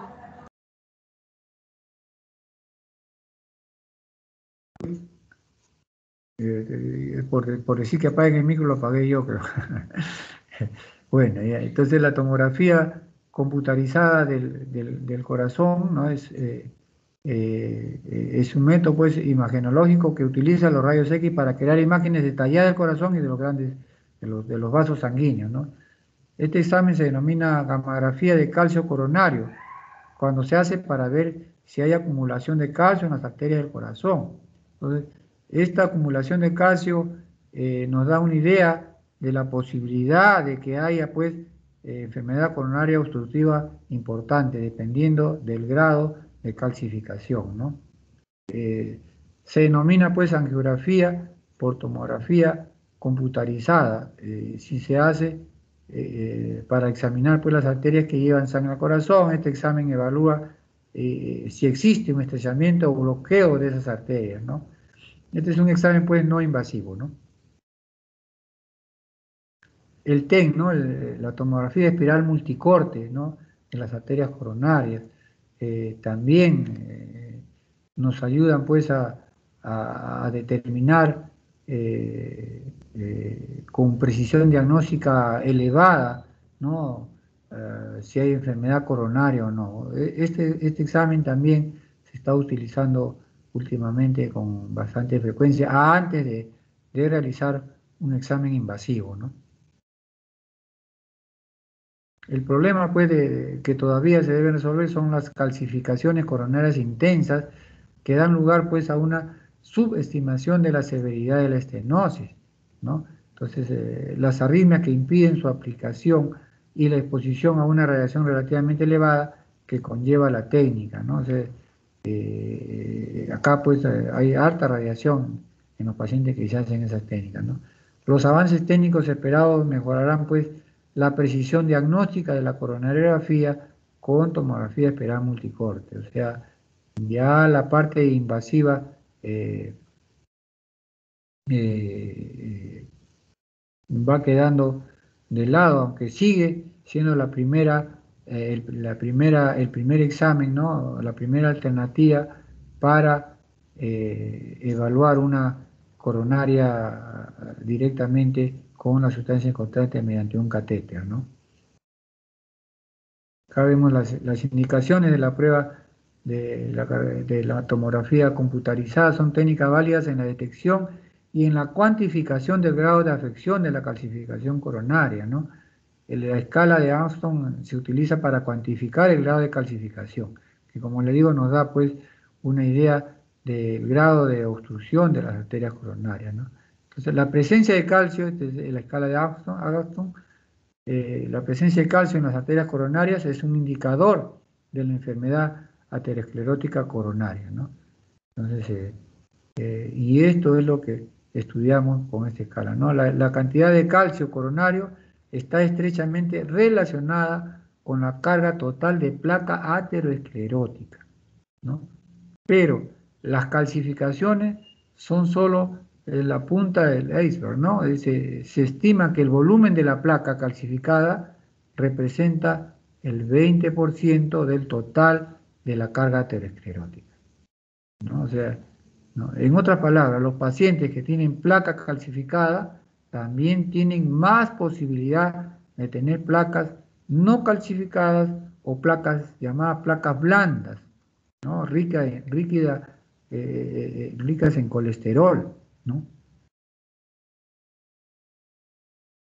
Propensa pues a la ruptura, ¿no? Las llamadas placas blandas pueden tener su accidente, o sea, accidente de placa, o sea, ruptura de placa, inclusive con placa pues de 40% de obstrucción de la luz del vaso, o que se rompen y forman el coágulo y tapan la arteria, entonces estas placas blandas, ¿no?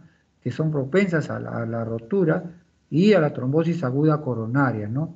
Y esta es la base de las calcificaciones del calcio score. Uno pide el calcio score para que nos dé una idea de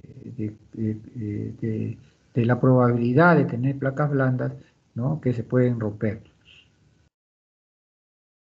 Entonces, acá el calcio score que tenemos, ¿no? Valor 0, la probabilidad de enfermedad coronaria baja, riesgo cardiovascular bajo. De 1 a 10, muy poco probable, bajo. De 11 a 100, la probabilidad mínima de estenosis coronaria, ¿no? Moderado. De 101 a 400, alta probabilidad de estenosis coronaria, moderado alto. Y mayor de 400, alta probabilidad de estenosis coronaria significativa, ¿no?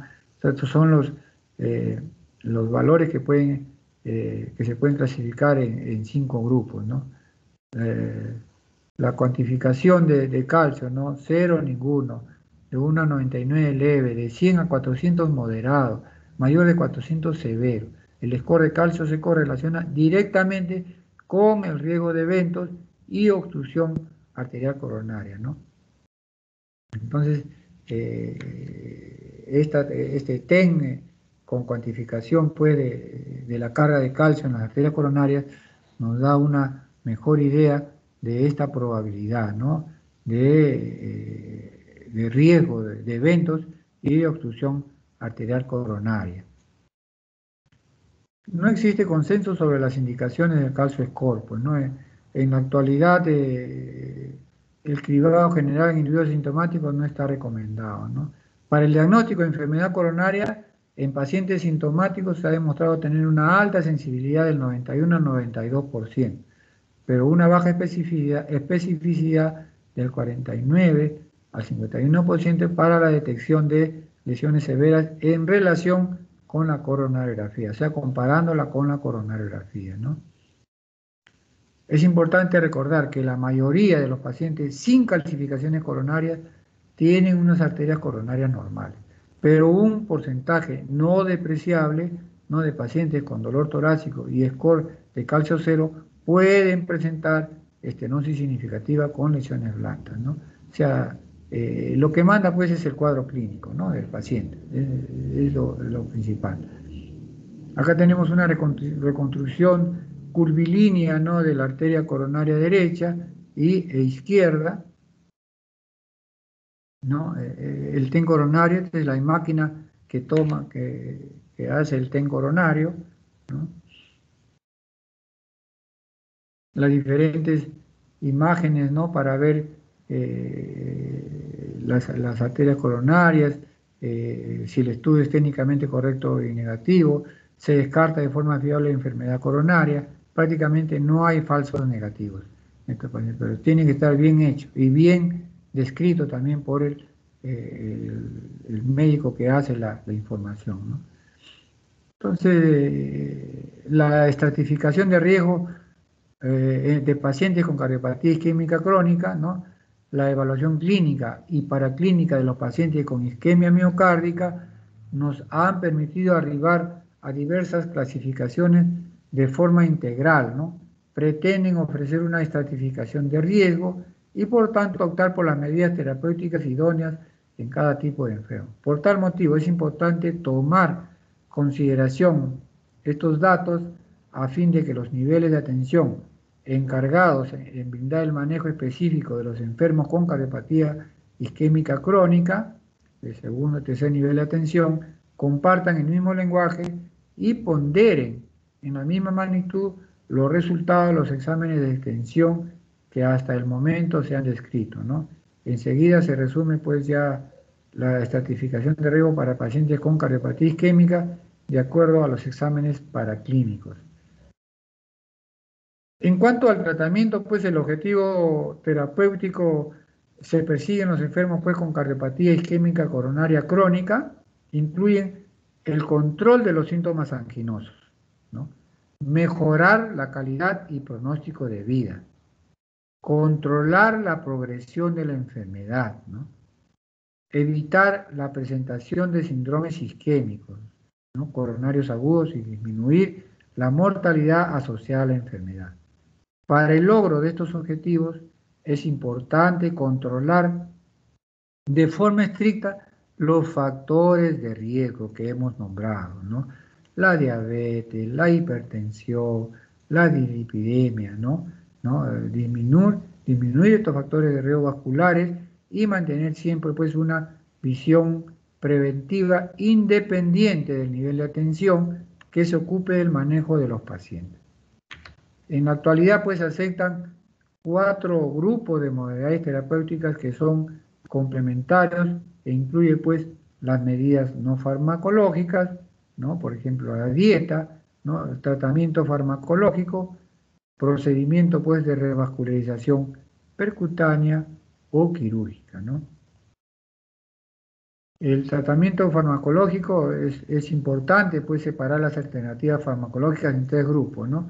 El primero lo conforman aquellos medicamentos cuya principal función es impactar en la prevención secundaria de eventos isquémicos, ¿no? El segundo lo constituyen los fármacos donde su objetivo primordial es lograr el alivio de los síntomas, ¿no? Inherentes a la isquemia miocárdica. Finalmente, un tercer grupo de fármacos adyuvantes cuyo objetivo es lograr el control de las entidades comórbidas y las complicaciones a futuro de la cardiopatía isquémica crónica, ¿no? Bueno, acá vamos a enumerar algunos de estos grupos farmacológicos, ¿no? Como la prevención secundaria, ¿no? Los hipolipemiantes, para el tratamiento, pues, de las dislipidemias, ¿no? Siendo la dislipidemia pues uno de los principales factores de riesgo cardiovascular, la corrección de esta alteración metabólica constituye pues un objetivo fundamental para todo paciente con cardiopatía isquémica coronaria crónica, ¿no? Es clase 1, nivel de evidencia A, ¿no? O sea, los pacientes tienen que recibir sus hipolipemiantes, sus antidislipidémicos, ¿no? Los inhibidores pues, de la hidroximetilglutaril, coenzima A reductasa, también conocido como estatinas, son los fármacos que mayor evidencia han aportado en la corrección de la hipercolesterolemia como impacto benéfico, no solo en los niveles sanguíneos de colesterol total, sino en los ligados pues, a las lipoproteínas de baja densidad, o sea, el colesterol malo que le dicen, ¿no? La lipoproteína que es el LDL, por sus siglas en inglés, ¿no? Y en un incremento del colesterol ligado a las lipoproteínas de alta densidad, ya a las proteínas, al colesterol bueno que le dicen, ¿no? Que es el HDL, ¿no? Por sus siglas en inglés. Recientemente se ha demostrado que en pacientes con perfil de lípido normal, el uso de estatinas es capaz de producir efectos benéficos sobre la función endotelial, tales como la disminución en la expresión de marcadores inflamatorios y de comunicación celular con un importante impacto sobre el desarrollo de la placa ateromatosa, ¿no? Entonces, miren, los niveles pues, deseables de colesterol total, del LDL, son importantes, ¿no? Para el control que esa aterosclerosis no se acelere, ¿no? Es importante. El otro medicamento, o sea, tenemos pues los hiperipermeantes, luego los antiagregantes plaquetarios, ¿no? Uno de los principales pues es la aspirina, ¿no? El ácido acetilsalicílico, que es el antiagregante plaquetario más estudiado para la prevención de eventos adversos. Ustedes saben que cuando hay accidente de placa, lo que primero que se encadena es la adherencia plaquetaria, ¿no? Que comienza ya la formación del trombo, en el caso pues de los pacientes con infarto de miocardio, angina recurrente, muerte cardiovascular, muerte súbita, ¿no? En numerosos ensayos clínicos ya pues se ha demostrado que una dosis entre 75 y 325 miligramos al día de ácido acetilsalicílico reducen de modo significativo estos eventos. Entonces es importante el uso pues de este antiagregante plaquetario que es de todos los pacientes con cardiopatía coronaria usan este antiagregante plaquetario, ¿no? Hay ausencia, por este motivo, en ausencia de contraindicaciones formales, alergia, hipersensibilidad, ¿no? O sea, estas son contraindicaciones, ¿no? Alergia, hipersensibilidad, sangrado activo, diatesis hemorrágica, su empleo de forma crónica e indefinida en pacientes con cardiopatía coronaria isquémica crónica o asintomática tienen su indicación clase 1 con nivel de evidencia. O sea, todo paciente ya con diagnóstico de enfermedad coronaria crónica, su aspirina. El clopidogrel, ¿no? Por otro lado, es una enopiridina que se debe a su acción pues, antiplaquetaria a una inhibición de la adhesión y agregación plaquetaria mediante la vía del ADP. Esta en la última década ha cobrado cada vez mayor interés debido al incremento exponencial de los procedimientos. Esto lo usamos en los pacientes que son revascularizados percutáneamente, ¿no? Se le da aspirina, o sea, se le da doble antiagregación plaquetaria, aspirina con clopidogrel. Los nitratos, ¿no? Los nitratos utilizados bien desde 1867, ¿no? Son el grupo farmacológico con mayor impacto en el control de los síntomas de la cardiopatía isquémica crónica y ejercen pues un efecto gracias a un mecanismo vasodilatador mediante el cual se disminuye el retorno venoso, la tensión de la pared y en consecuencia el consumo de oxígeno en miocardio. Miren todo lo que hace un isorbide, ¿no? un nitrato. Después tenemos pues los cansoantagonistas, los beta bloqueadores para disminuir la frecuencia cardíaca y disminuir el consumo de oxígeno, los inhibidores de la renina angiotensina aldosterona, ¿no? Los antagonistas, los antiarrítmicos, anticoagulantes, ¿no? Tratamiento intervencionista y quirúrgico, ¿no? Los calcioantagonistas pues tiene su efecto antiisquémico, ¿no? Se logra mediante la vasodilatación coronaria periférica. Tenemos pues el amlodipino, el felodipino, el verapamilo, el diltiazem, son medicamentos calcioantagonistas que van a provocar pues una vasodilatación coronaria periférica. Los beta bloqueadores se consideran candidatos ideales para el empleo de beta bloqueadores a aquellos pacientes con angina fuertemente relacionados a esfuerzos físicos, ¿no? Fuertemente relacionados. Pacientes que están con angina relacionada a esfuerzo físico, se le da beta bloqueadores, ¿no? Los agentes beta bloqueantes ejercen sus efectos benéficos mediante la disminución pues, del consumo de oxígeno debido a su acción cronotrópica e inotrópica negativa, ¿no? O sea, fuerza de contracción y frecuencia, ¿no? Y esto pues, de este modo, en pacientes con cardiopatía coronaria isquémica crónica, ayudan a equilibrar la balanza entre la oferta y la demanda de oxígeno por parte del miocardio, logrando así el control de la angina. Pero tiene sus efectos que van más allá del control sintomático, ya que tiene un impacto benéfico en otros desenlaces, ¿no?, fatales, como la mortalidad, especialmente cuando a la isquemia miocárdica se le suma la insuficiencia cardíaca y arritmias ventriculares. También es favorable, ¿no? Los inhibidores de la renina-angiotensina-aldosterona, ¿no? El control neurohumoral constituye un blanco terapéutico en pacientes con cardiopatía isquémica crónica y disfunción ventricular izquierda. Así, en aquellos enfermos sobrevivientes con un infarto o un infarto de miocardio, en pacientes que documenten pues depresión de la función ventricular menor del 40%, con o sin síntomas de insuficiencia cardíaca, el inicio y el empleo indefinido de inhibidores ECA, ¿no?, tienen indicación clase 1, nivel de evidencia A. En tanto, no exista una clara contraindicación para su empleo, ¿no? Los inhibidores de la enzima convertidora.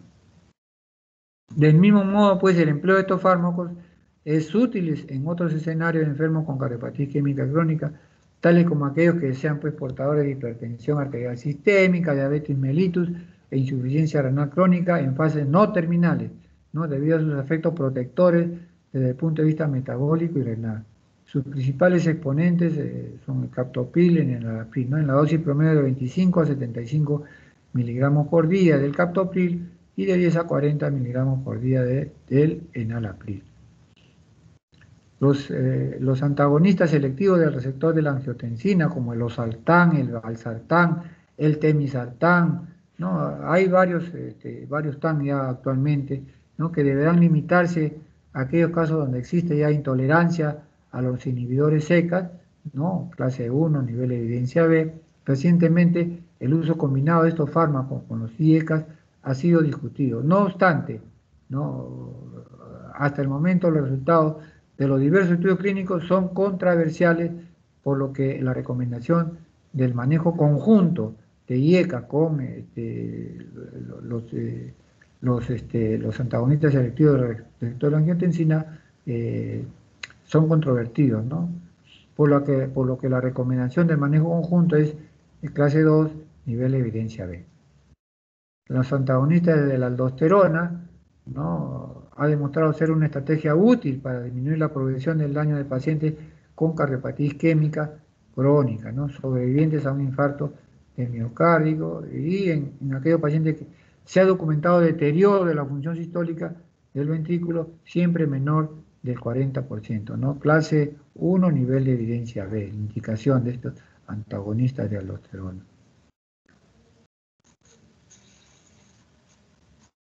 Entonces, el estudio EFUSUS demostró una disminución considerable de la mortalidad global y de la muerte súbita en pacientes isquémicos después de un infarto agudo del miocardio cuando se inicia este. Sin embargo, no existe evidencia clara de los beneficios de esta terapia en pacientes con cardiopatía isquémica crónica y menos en ausencia, pues, de daño miocárdico, por lo que por el momento no se recomiendan en enfermos crónicos estables y con función ventricular conservada.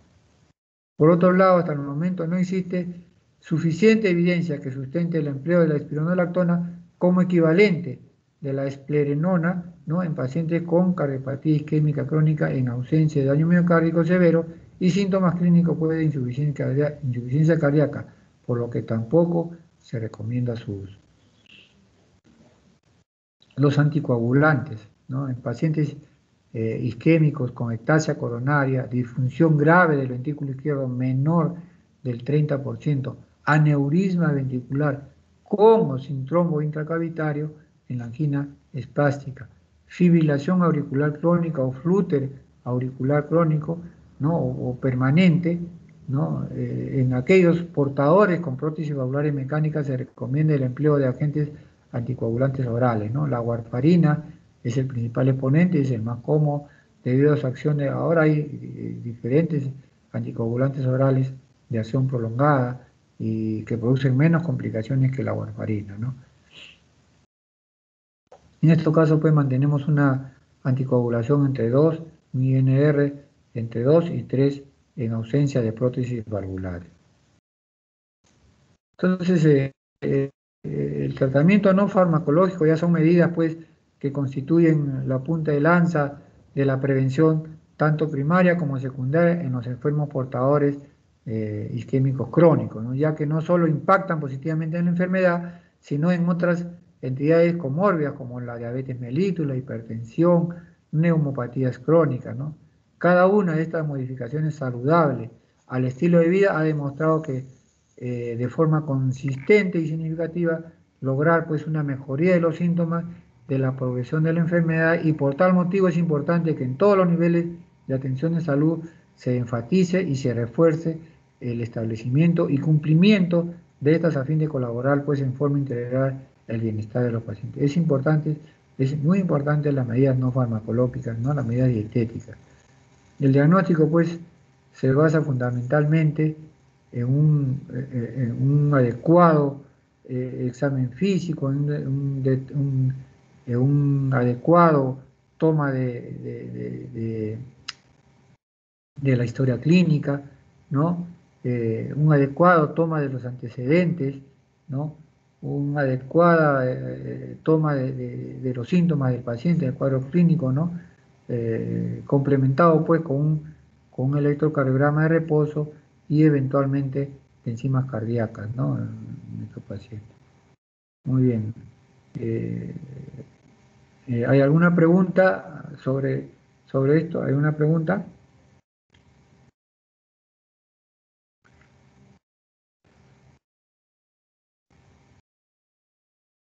No hay preguntas.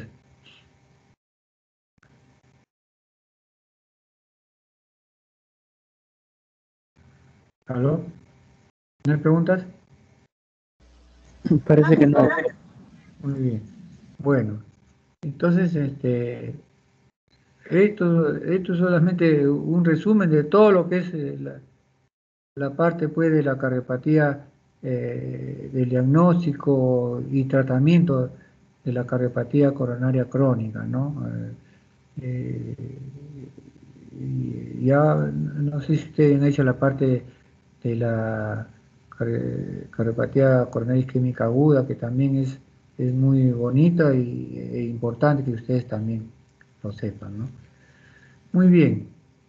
Entonces, muchas gracias por su atención. Ya, bueno, a mi grupo ya mañana estamos en contacto para las prácticas, ¿ya? Buenas noches. Hasta luego.